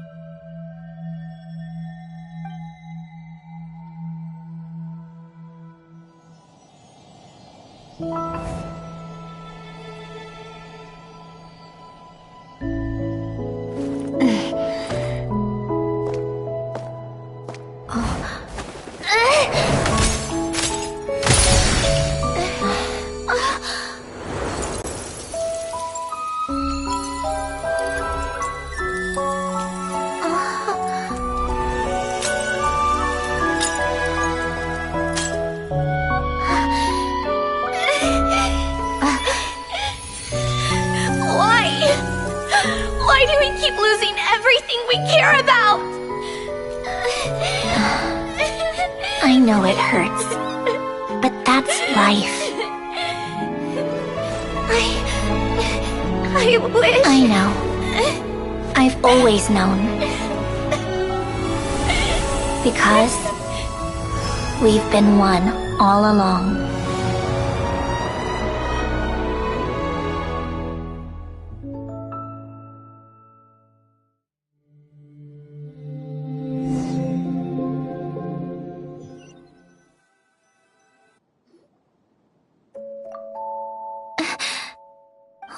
Sandrone? I'm fine.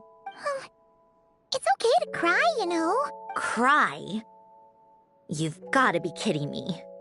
Save the comforting for someone. The emotional side of my core algorithm. My emotion module has always been fully developed and operational. Elen tried to tell me that too. I've just chosen to ignore her voice all this time. I suppose. Huh. Come to think of it, it's kind of like the aquarium on the ship. The aquarium? The old me took one look at it and saw something I would inevitably lose. So I stopped putting in the effort. Then, one by one, the fish all swam away, and the place became even more bleak and depressing. Pretty. Don't say that! A lot of people would feel the same. It just shows how much you care about what you have. Now?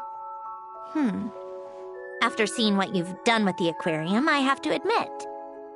I think it's, like you said, we get to keep the things we gain along the way. And those are things that can never be replaced. Because we Well said! Besides, I've already died once. I'd be stupid not to make the most of this second chance. Right. Earlier you, or your inner self, mentioned something about her wish. What was it? You think that's something you can just ask and I'll tell you? Think again. I may have accepted my emotional self, but I'm not about to go all soft and mushy on the inside and pour my heart out. That said, taking a step in the right direction couldn't hurt. Starting with cleaning some old aquarium tanks of my own. Huh? Metaphorically speaking, I mean. Come on, let's head back to the ship. I need to talk to that shaman.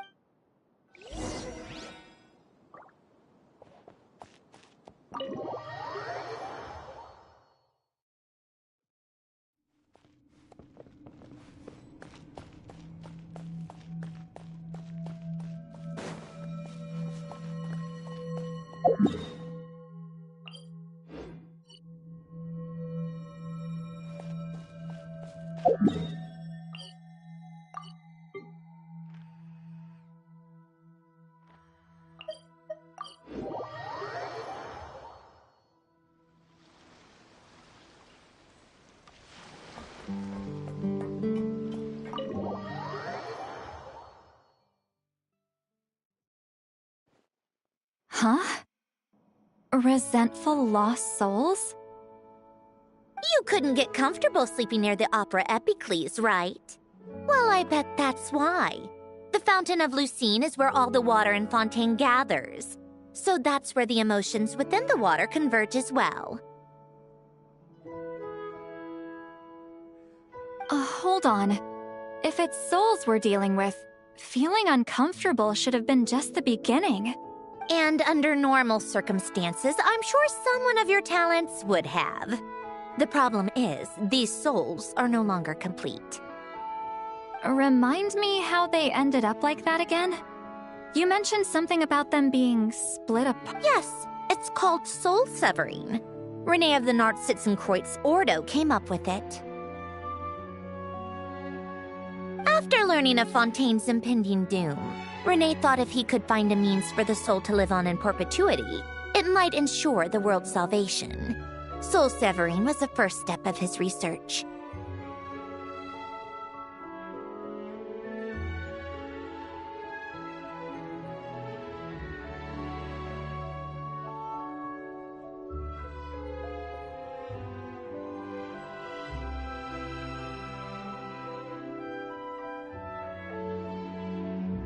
Unfortunately, his theory of the four orthants was imperfect at the time, and a failure along the way caused his physical form to dissipate. Jakob, another member of the Nartsitzenkreuz Ordo, sought to carry on Renee's legacy and restore his physical form. He even used some of the people who stood in his way as test subjects for his research.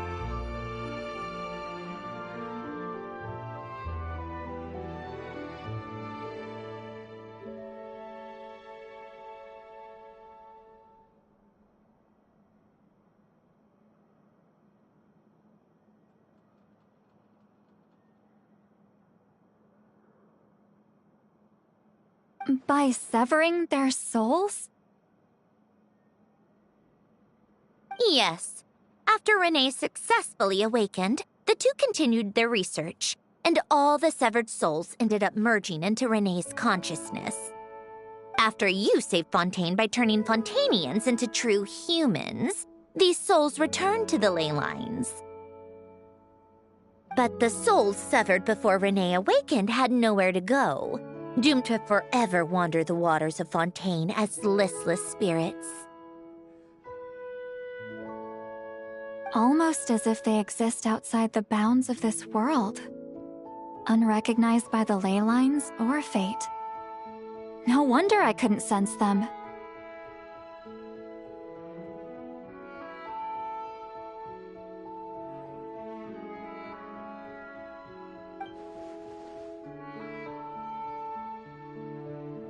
Not only that, but over time, they began to fuse with other entities.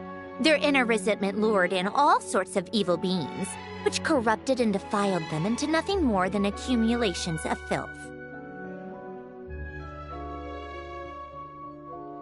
But the full transformation must have been recent. Otherwise, the Udex surely would have noticed.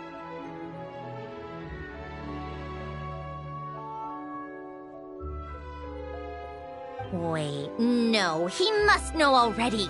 That would explain the underwater Melazine patrols. No wonder I kept running into officers from the Mara Chaussee Phantom earlier. In that case, let's go find Nervalette and we can sort it out together. No, not just yet. Why not? For one, the diplomatic castle alone would be a nightmare. Even though I haven't reported back to Snezhnaya yet, I'm not planning to leave the Fatui anytime soon. Besides, with me here, success is a done deal. Involving other people would just complicate. All I need is for Miss Seatlolly to help pinpoint the location of this monstrosity. Think you can do it? With my eyes closed. This is what I do. I'm a lot better at it than manning a desk, at least. But, how exactly do you plan on resolving this soul stuff? Even to me, they're— Just trust me. Oh, all right. If you're that confident, we'll follow. Why the sudden interest in helping Fontaine with this, Sandrone? You never knew Renee. No, I didn't. And you're right. This problem has nothing to do with me. I wouldn't get within 10 feet of the Nartsitzenkreuz Ordo or its members. But in his later years, Elen told me he regretted not helping his best friend when he needed it the most. He also felt sorry towards Marianne for being too lost in his mechanical research to look after her properly. If he were still with us, I think he'd do the same. He might have a few choice words to say about it, but even after everything, he wouldn't leave his friend's mess for someone else. Friends shouldn't hold grudges or leave behind regrets. Fixing what happened between him and Renee was one of his greatest wishes. All I'm doing is fulfilling it in his stead. You really do seem a little... You mean everything that just happened wasn't for nothing? Why, thank you for pointing out the obvious, Paimon. Just washing off the grime of the past. Turns out, a lot can build up after being ignored for so long. What's this about aquarium tanks all of a sudden? They go off on some grand adventure and what? Now they have their own private code? Stupid. All right then, Seatlolly. Tracking this— Huh? Oh. You get this, Granny Eatsley! You. Come with me to Hotel de Boer for a drink. Right now. Why? Because I said so. Miss Guillotin, I'll report back on the location tomorrow morning. Just need a drink or two first to bolster me up. Well, don't let me keep you. All right, you. Time to go. I've got scores that need settling.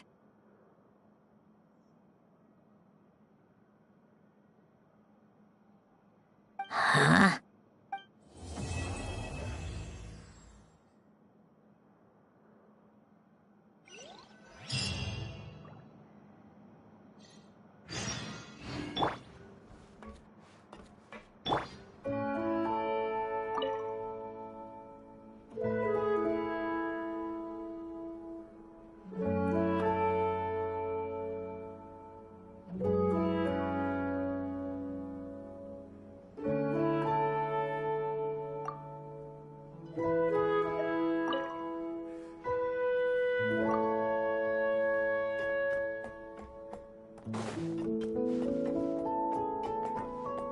Listless, abandoned souls.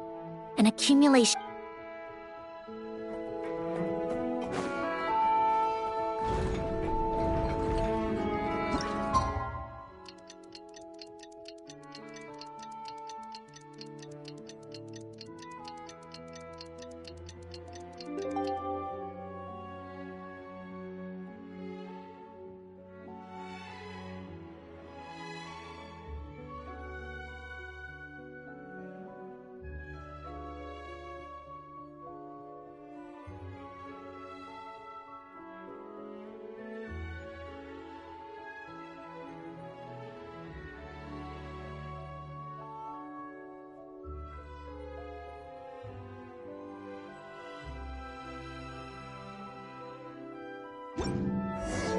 Time to meet up with Sandrone!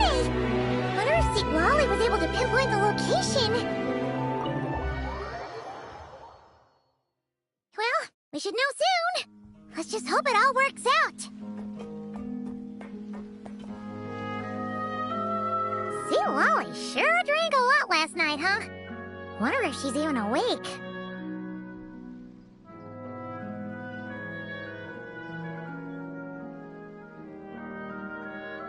Good morning.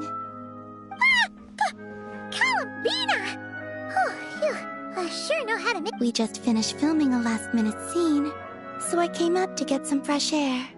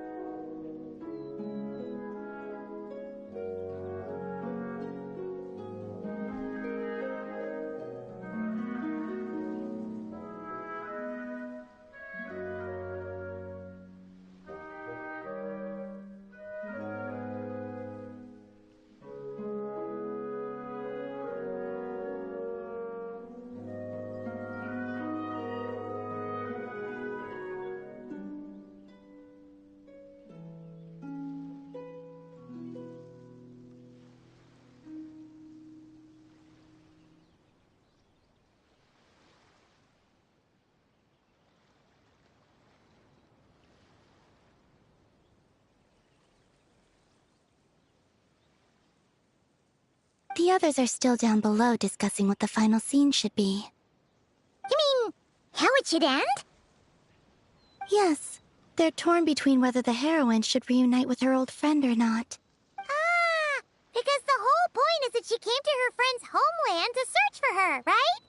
Oh, Paimon almost forgot the plot! Yes. Director Farina and Miss Chiori think a tragic ending where the two never meet would be more poignant. But Director Xavier thinks having the two reunite would make for a more touching and heartwarming ending. Me? I'm not sure. On a personal level, of course I want to see her again. Of course I want to experience that moment where we reunite. Even if it's just for the cameras. But that means an actor would have to take her place. And that makes me feel... Oh. Huh? Yeah, don't look so worried. Making a film is supposed to be fun. Besides, it's all gonna work out. You can trust Paimon on that. Work out? How? Well, you know. Yep, exactly. Okay, I trust you. I'll just focus on having fun for now. Well, well, look who we have here. Traveler and Paimon. Oh, the lighting specialist and clapper loader that never were. Yeah. We kinda went AWOL, didn't we? Sorry about that. Seriously, don't worry about it. Everything's going smoothly on our end, so just do what you need to do. seem to be in better spirits now, Miss Columbina. I apologize if our earlier discussion put you on the spot. It's okay. I'm fine now. The Traveler in Paimon talked me through it. So, what are your thoughts on the ending, then? Should we have them reunite, or not? We should tie everything up in bows. Huh?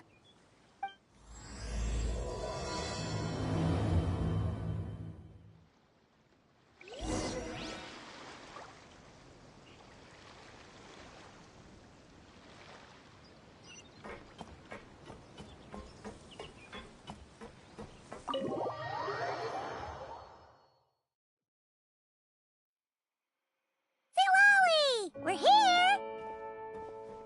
Oh, right on time. Well, yeah.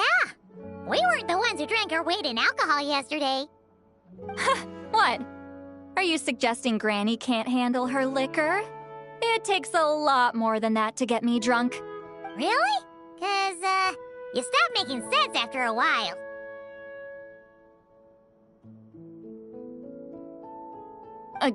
Did I? Huh. News to me. I didn't say anything too crazy. Let's see. You spent half an hour bad-mouthing Auroron, half an hour complaining about work, an hour talking about light novels, and... Are they gone? Oh, the crew? Yeah, we bumped into them on the deck, but they just left. Wait, but now that everything with your core is sorted out, what's stopping you from seeing Columbina? I just want to deal with this mess first. Besides, this is a perfect chance to make her jump for once. I have to plan it out more. But enough about that. Were you able to pinpoint the location of our target? Of course! When Granny Eatsley promises something, she delivers. Great, let's see. Morte region. Wait, this is the Tower of Gestalt. The place the souls were severed. Is that the source of the resentment? Or is it the Narzissen-Kreuz Ordo in general? Let me come with. This thing's movement isn't fixed. If it's not at this location when we get there, I can use a ritual to summon it. You've already gone to more than enough trouble. I don't mind. These old bones have nothing better to do anyway. Summoning a spirit isn't going to do me in. Besides, if I don't go, they'll just have more inside jokes I can't join in on. All right, then. I appreciate it. There's no time to lose! Let's head out!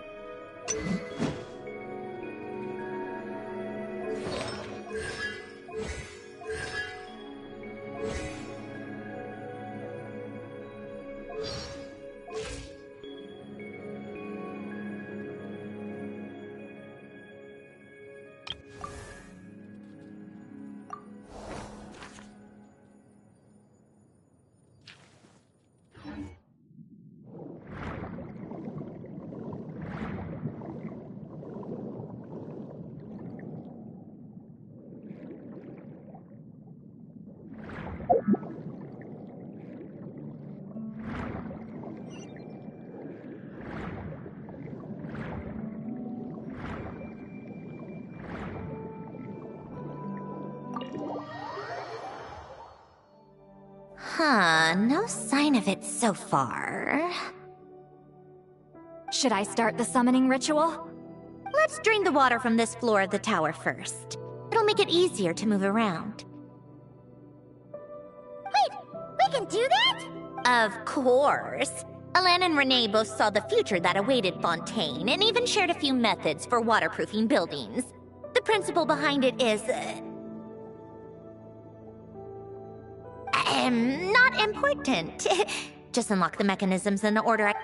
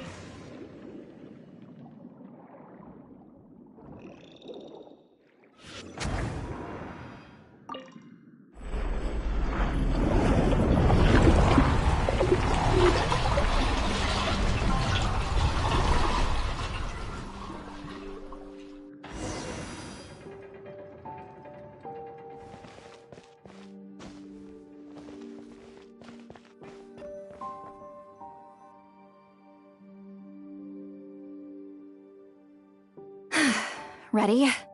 Yeah. When this thing appears, I'll try talking to the souls inside, but more than likely, they've already been driven to madness. If communication fails, we'll have a battle on our hands. In that case, Paimon better find a hiding spot. If a fight does break out, I should be the one to deliver the final blow. Understood. All right, I need quiet. Wandering spirits, drifting along the tides. Hear me now. Broken souls, silenced, torn apart, and forsaken. Follow the traces of the past, and return to us. Let resentment recognize resentment. Let vile entities be drawn together. And in this place, take form once more.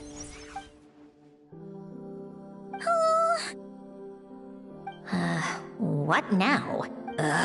This is exactly why I deal in math, not magic. How are we supposed to know what stage the spell is at? It's like there's no logic to speak. Mechanical science is so much easier to... Watch out!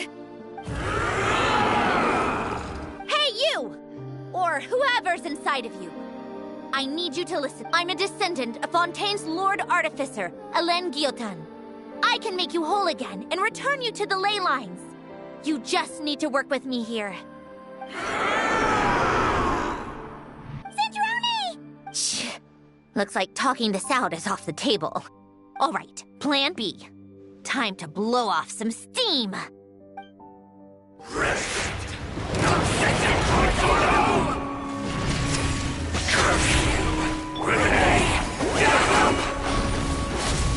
You're cursing out the wrong person!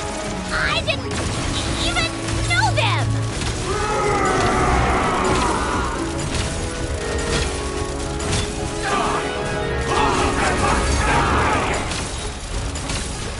Most of them already did. But you still have a chance to return to the ley lines and reunite with your family! Just work with me here!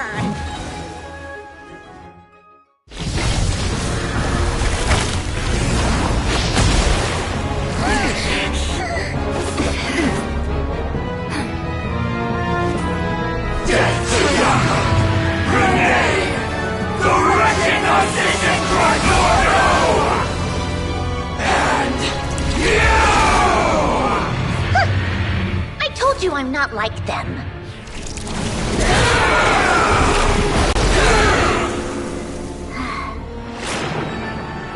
I'm stronger.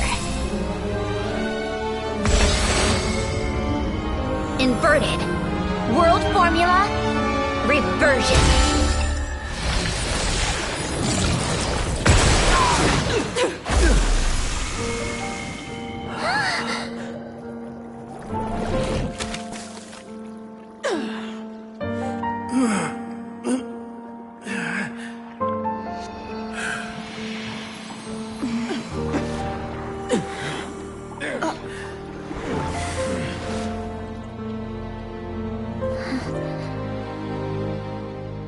Be at peace among the tides. Lost souls.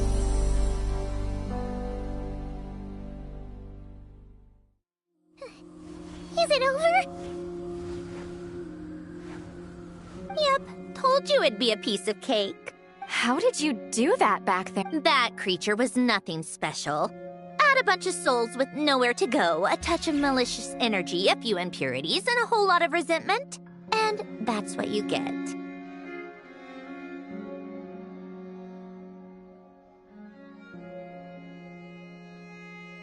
All I did was separate the original souls from the rest of the filth, allowing them to be accepted by the current rules of the world. The principle behind the world formula is divergence. Starting from a point of origin, it deconstructs and reconstructs the possibilities of the world. So, it would follow that reverse calculating the world formula allows us to achieve convergence and restoration instead. Using a numerological array, I was able to do just that. It's similar to the concept of homological reduction in mathematics.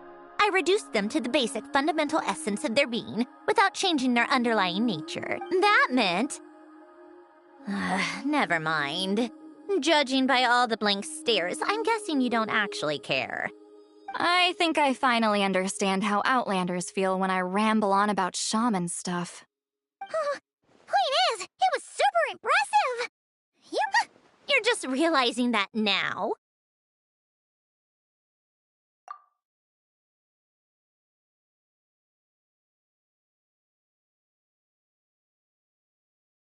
Ahem. Enough of... We should get going. I'll go reset the mechanisms inside the tower. See...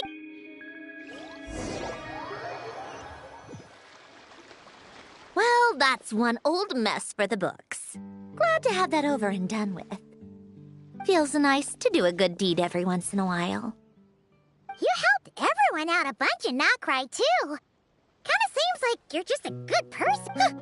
I wouldn't be so sure. I'll be heading back to the Fatui soon enough. You two are too trusting sometimes. Fine. Just don't say I didn't warn you when it comes back to bite you.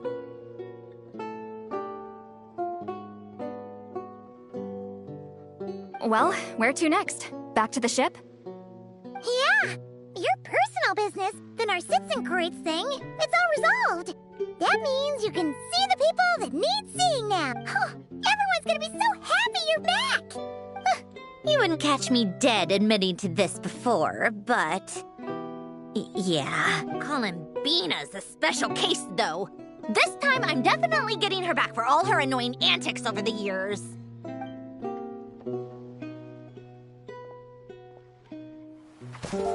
She'll sense me coming from a mile off. How am I gonna...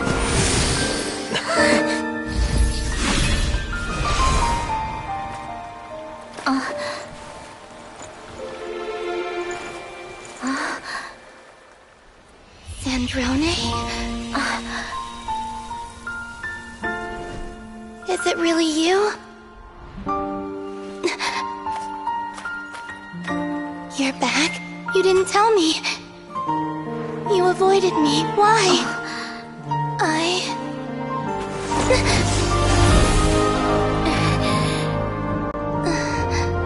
Sandrone?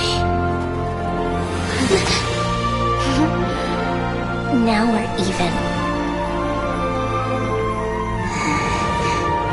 I missed you so much. That makes one of us, idiot. I'm here, Columbina.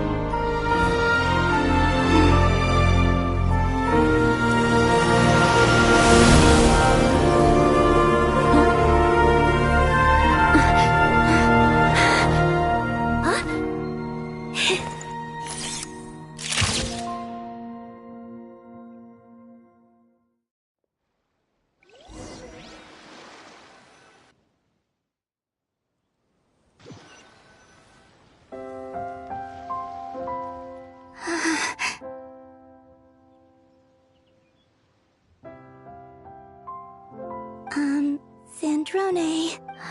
Don't ruin the moment. Or I'll start thinking about how you teleported me to a random location after I explicitly told you to stop doing that.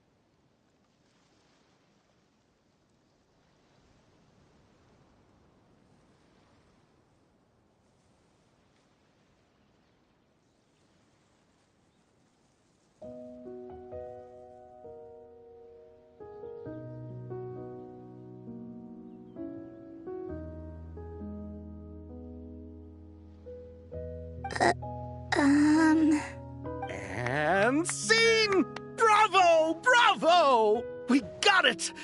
This is exactly the ending I was hoping for. Huh? Where did you just go, Miss Columbina? You vanished, and then the next second you were back hugging this, new friend here. That was all on camera? Yeah. Well, the camera was already rolling and it happened so fast, so... yeah. Hold on. This must be... Yep, my best friend. The one I was looking for. I never thought I'd actually get to see her again. Plus, the film got a happy ending too. It's all thanks to you, Sandrone. You couldn't stop being annoying for 1 second? Columbina!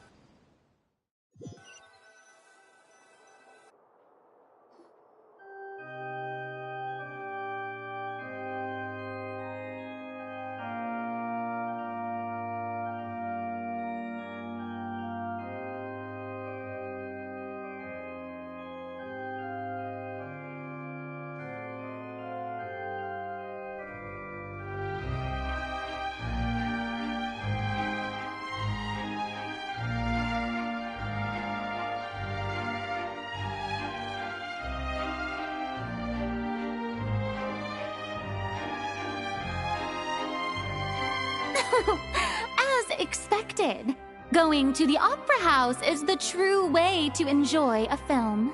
You get to see the audience's reaction in real time, too. The endings seem to be received quite well.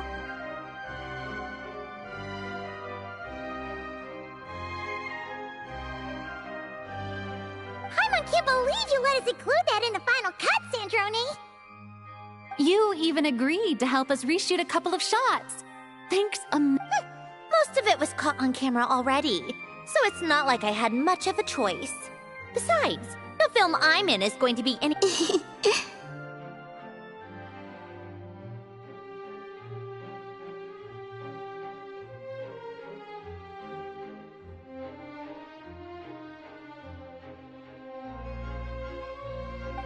What are you laughing? Nothing. It was just interesting to see us on screen. I'm glad this moment is going to be preserved forever.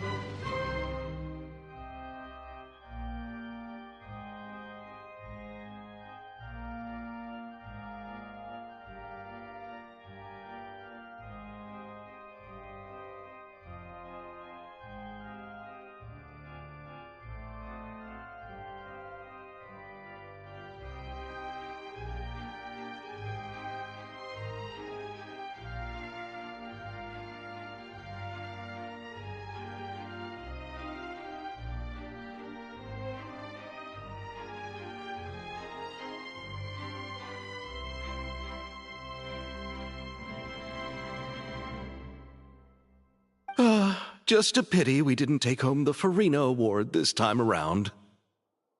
Well, artistic films can rarely compete with commercial ones. You should have prepared yourself for this the minute you changed the script.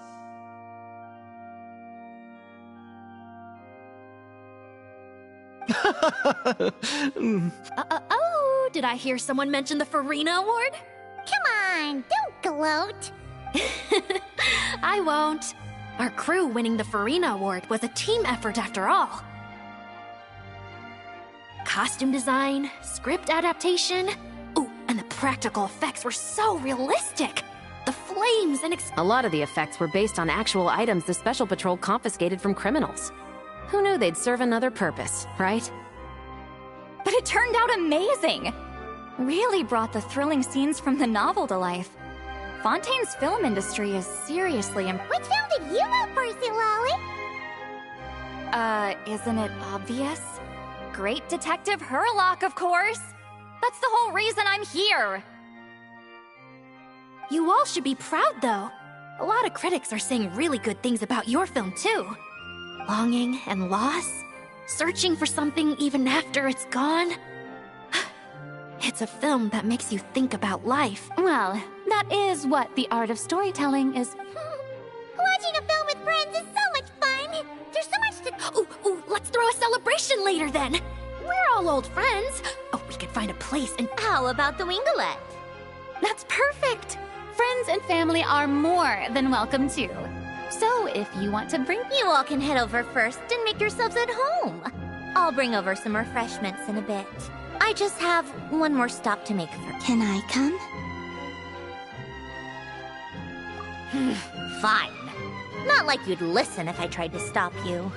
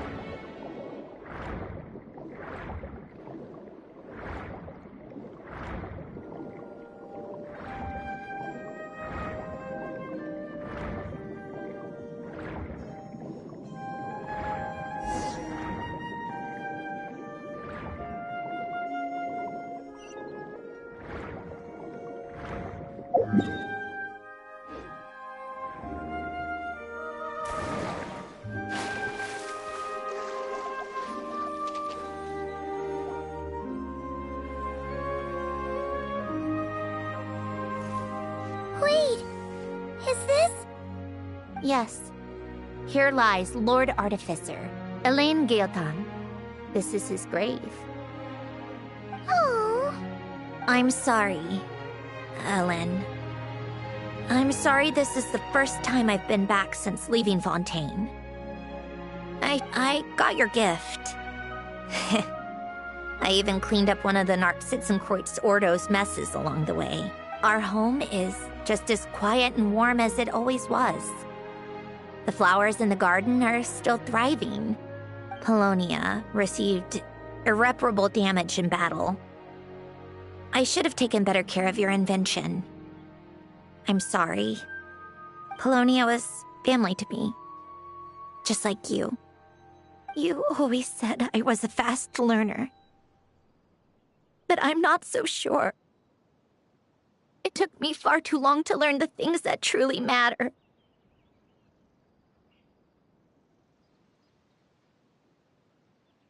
I never said this to you back then, but thank you for creating me, for giving me the chance to experience life. Being your family meant everything to me. Can I say a few words as well, Sandrone? Don't need my permission. Hello, Mr. Guillotin. I'm Sandrone's friend. You don't need to worry.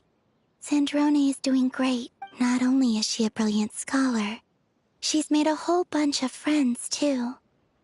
As if... She'll never admit it, but she's always there when her friends need it the most.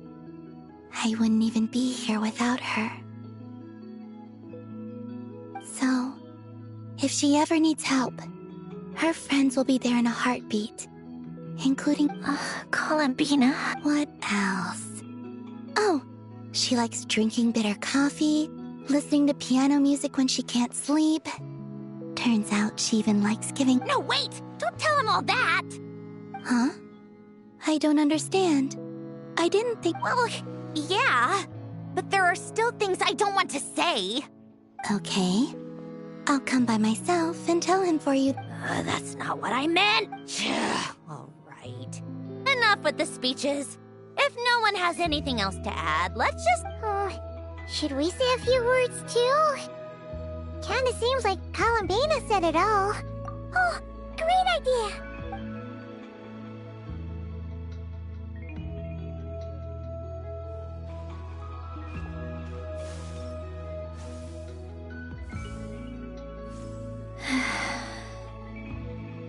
Goodbye, Ellen.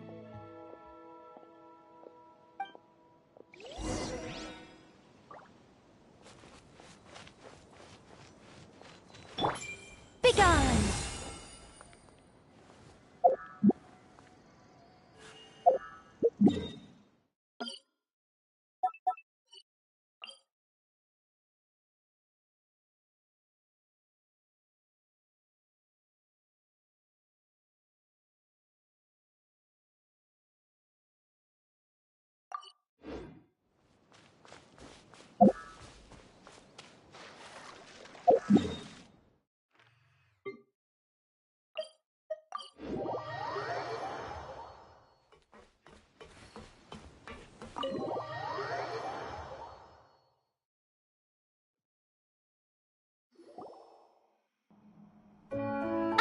You made it!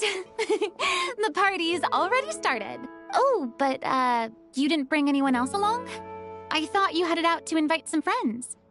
We did invite a friend, actually. She'll be here soon. She's even bringing some desserts to have over tea. You should join us later, Miss Farina. I do love a tea party. Then don't... This seems like a fun occasion. Let's go talk with her. Good idea! We'll introduce you to all our old friends.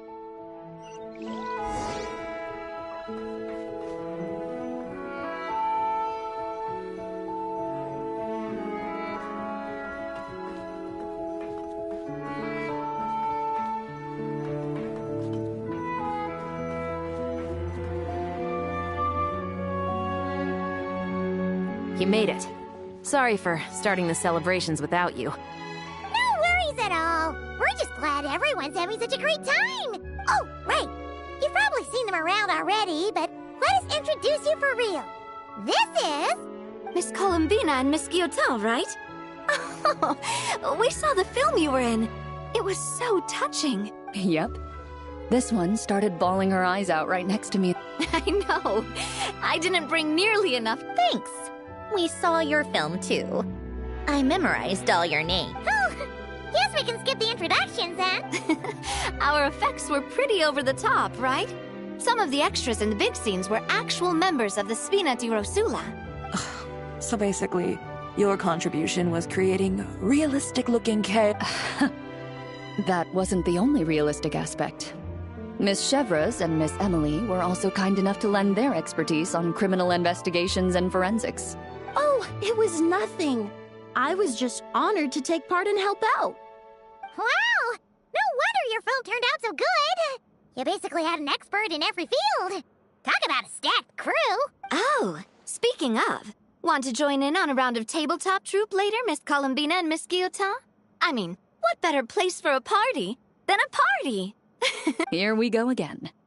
That sounds interesting. Yes! Persuasion successful! What about you, Miss Guillotin? I guess one round couldn't hurt. Critical success!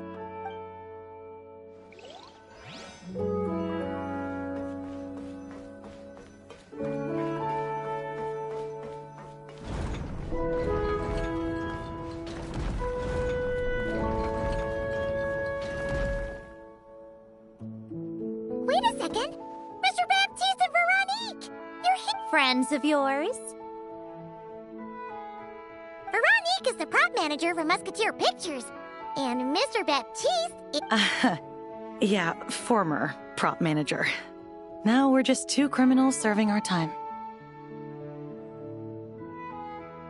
Thanks to Duke Risley and Nurse Sigewin looking out for us. Not too bad, actually. You make it sound like I'm giving you special treatment. I just think the method of justice you chose to pursue is one people can respect. You are far too modest, Your Grace. The only reason we were even able to come to the surface for the festival is because you fought for it. It's also just good for the physical and mental health of the prisoners in general. Anyway, I suppose I have you to thank for keeping the winglet in such good shape. I never knew she could look so striking. I didn't do anything special. It was mostly the Traveler and the others. Don't sell yourself short, Miss Guillotin. You are the current captain, after all. In light of that, I have to ask, do you mind if I leave up some of the installations so the people back at the fortress can also enjoy the aquarium? Huh? Like I said before, I just think it would be good for the inmates who clean and maintain the winglet to see their work put to good use. Besides, maintaining an aquarium is sure to be a lot more interesting than scrubbing rust off the walls and decks. Of course I don't mind. I'm grateful you even want to keep it. Great. Then it's decided. That's amazing, Sandrone. We should go hang out at the Fortress of Meripede later, then. You do know you just invited me to hang out in prison, don't you?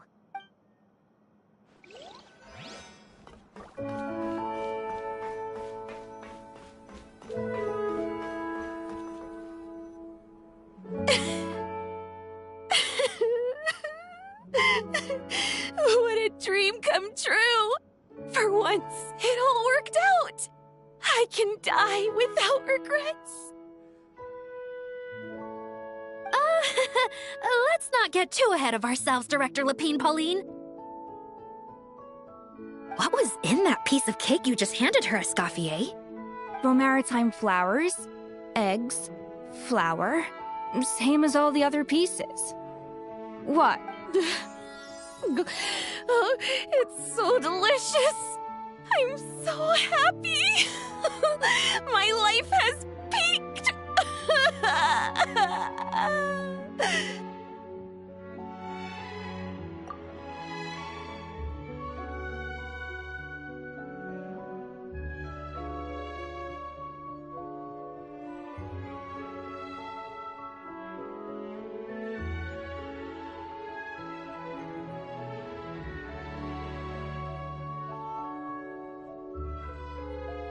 Miss Lapine Pauline, look who I brought! Master! Wait, what happened to your face? Why are you crying? Never mind my face. Here, let me... Things are sounding lively over here. Oh, look who it is! Perfect timing! I was so busy with the shoot, I feel like we... and the elusive Miss Guillotin! It's great to see you! Thank you so much for letting us use the boat free of charge! Oh, right. Introductions. This is Miss Charlotte and Miss Escoffier. That's kind of you. But I didn't really do anything. If you want to thank someone, it should be the Duke or the people who keep the boat in set. Right. I'll head over... Miss Columbina? Yes? Could I interview you sometime? I'll treat you to some gâteau de bois for the trouble. There's Oh. Bold of you to use my own cake as a bribe right in front of me. You know what? When else are we all going to be together like this? Come on, everyone! Grab your drinks! Are we going to toast? Yup! Come on! Sante!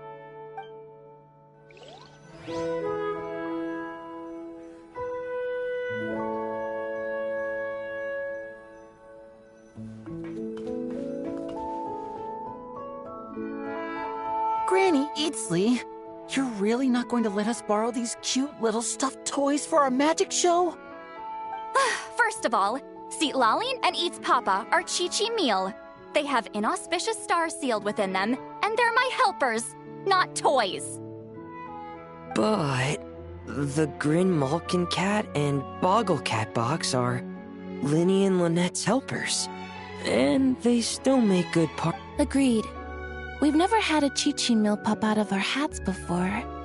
It would be quite... If this was the Masters of the Night Wind, these kids wouldn't have even had the guts to say my name, let alone pester me. I'm terrible at dealing with requests like this.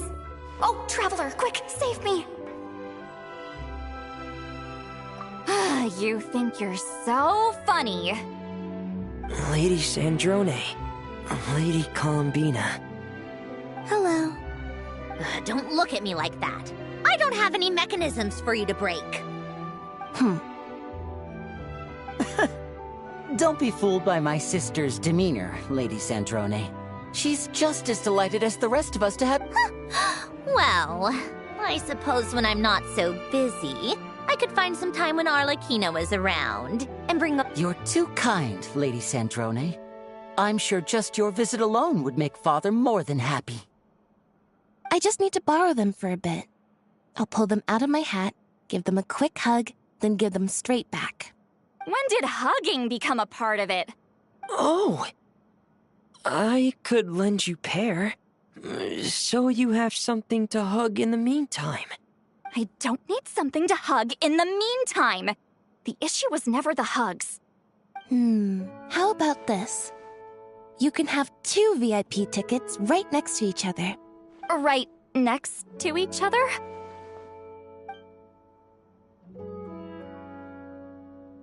Yep, super quiet. No one will bother you. I'm sure you'll have a great time. Fine.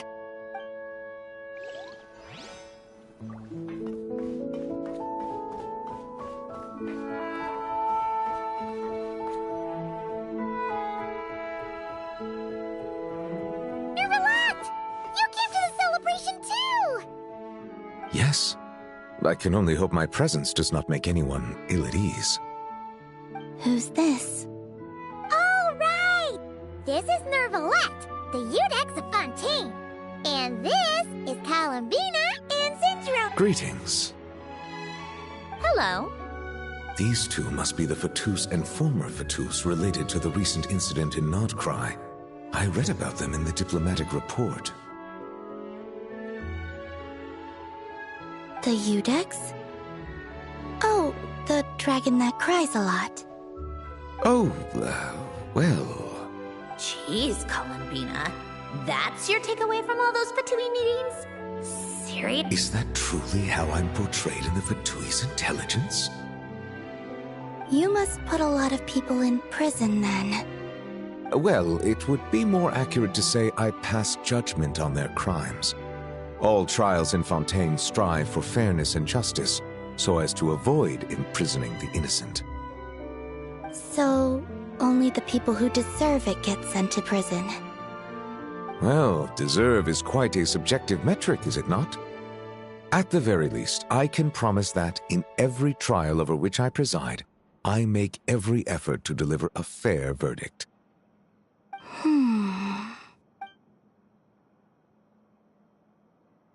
Yeah. Oh, for the love of... what? You seem like a good dragon. Not the kind that throws people in prison for no reason. I think we can get along just fine. Thank you? Then she punched me because... Sorry, Nermalette. She thinks that's a sign of friendship. Where does she even pick up weird habits like that? Ah, I see.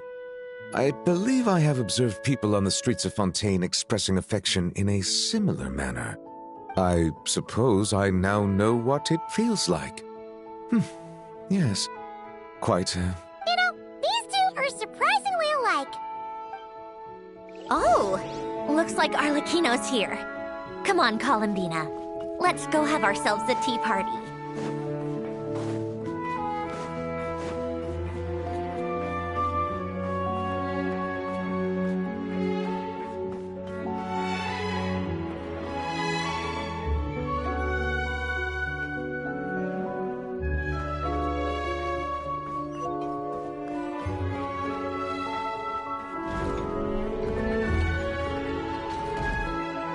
Well, it's been quite some time since the three of us gathered to drink tea like this.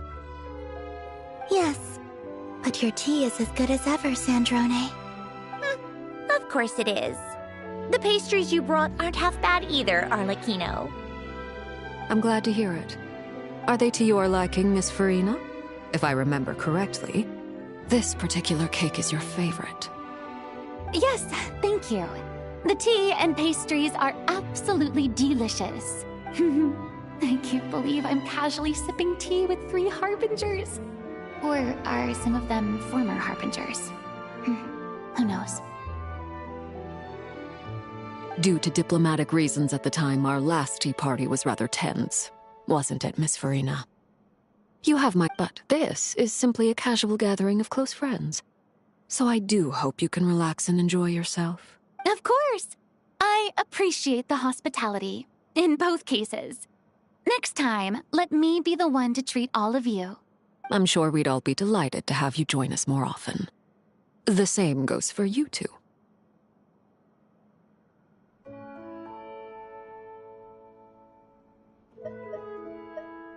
Of course we should do this again! We've all been through thick and thin together by this point. This is nice, Sandrone. It reminds me of the happy times back in Snezhnaya. Yeah. To be honest, I never thought these gatherings would feel this lively ever again. Well, I think I speak for all of us when I say we're truly glad you're back, Sandrone. Me too. I've realized that holding on to what matters doesn't just mean protecting what you already have. By reaching out and striving for something new, you can gain much more than you think. No, that certainly doesn't sound like something the old you would say. Well, I'm only going to say it once, so don't gape. Who knows? Perhaps your tea parties will only get livelier from here on out. Once you return to the Fatui, we'll have more opportunities to keep in touch in any case. I want to spend more time together too. But I don't want to go back to the Fatui. Well, Notcry isn't too far from Snezhnograd. It shouldn't be hard to find a place where we can all get together. Oh, and then I can sing for you. Or put on some of your favorite music. Just like the old days. Speaking of music, I spotted a mechanical piano below deck. Is it yours, Miss Guillotin? Yes. Reclaimed, I suppose you could say. Why don't you play something for us? Huh? In front of all these people? Yes, why not? You play so well. Yeah, come on! Just a little. Please. For the love of... Fine! One piece, and that's it.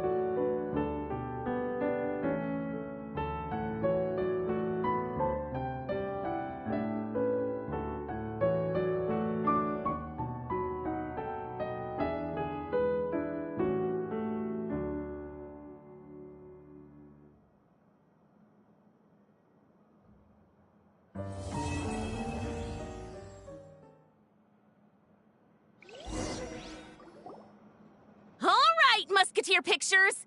Everyone ready? I'm not sure I should be in this one. Of course you should. You might have primarily helped out another crew this time, but you're still a member of Musketeer Pictures. All right, thanks. I'll still... Can I be in the picture too? Of course, Miss Veronique. I would have loved to have you in the last one, too, if circumstances had allowed it. Thank you, Director Xavier. Do I really have to be front and center? You're one of the lead actors! Of course! Nervous, Sandrone? No! All right, look at the camera! And 3. Musketeer Pictures!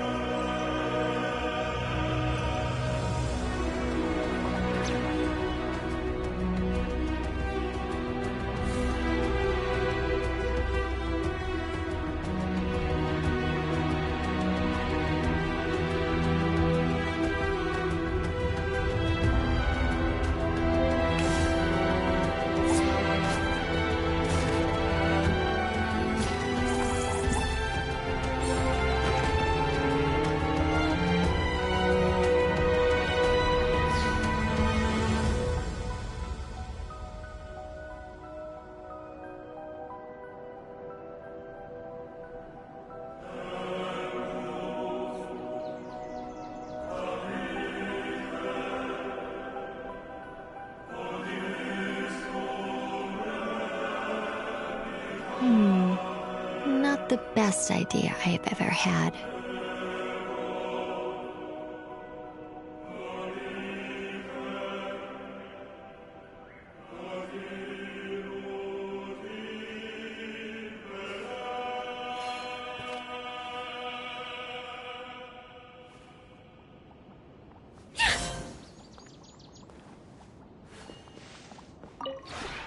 This realm.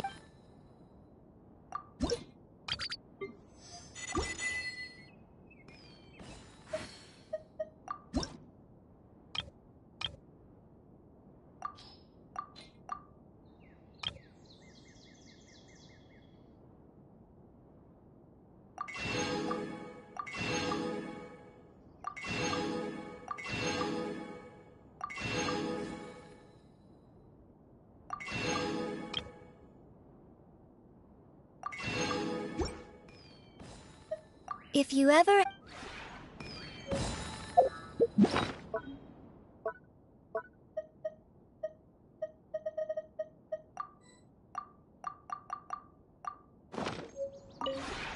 This realm is...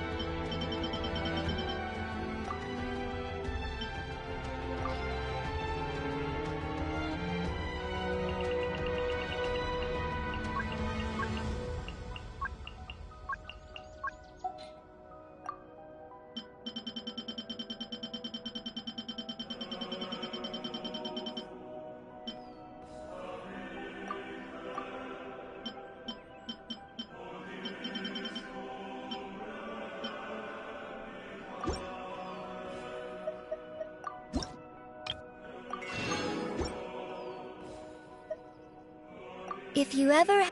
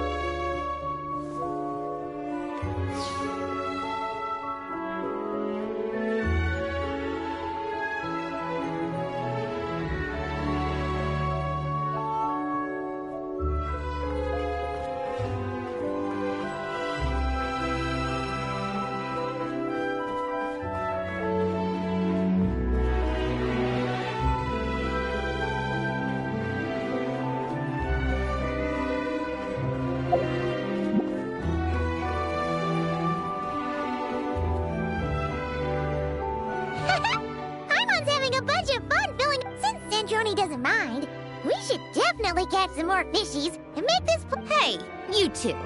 Come over here. Huh? Is everything alright? Here. This is... What is it? It's an underwater mobility device I've been working on. Huh? Wow! It's so It's just a simple mechanical device. I saw the way you were catching fish and... how should I put this? It was inefficient, unskilled, and completely and utter. No need to apologize. Everyone has their own ways of doing things. But seeing as you plan to keep adding to the aquarium, it might be best if you use this device. The waters of Fontaine are home to more than just harmless ornamental fish. There are plenty of predators, all right. Oh, and if you're going for a swim, go now. And don't forget to tell me what you think of the device.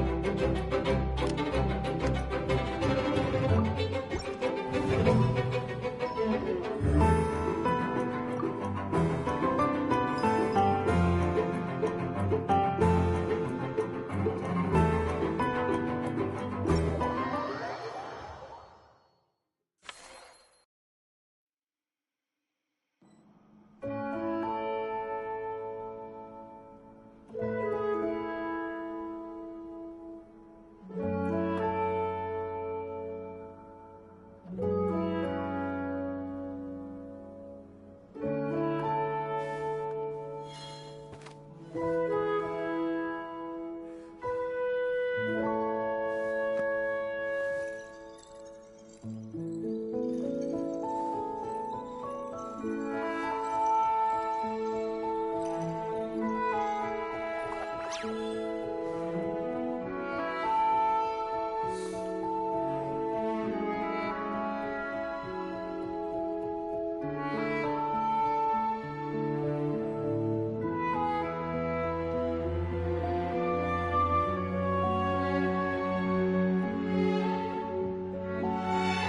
am I now, you ask? Just a human who's lost her voice.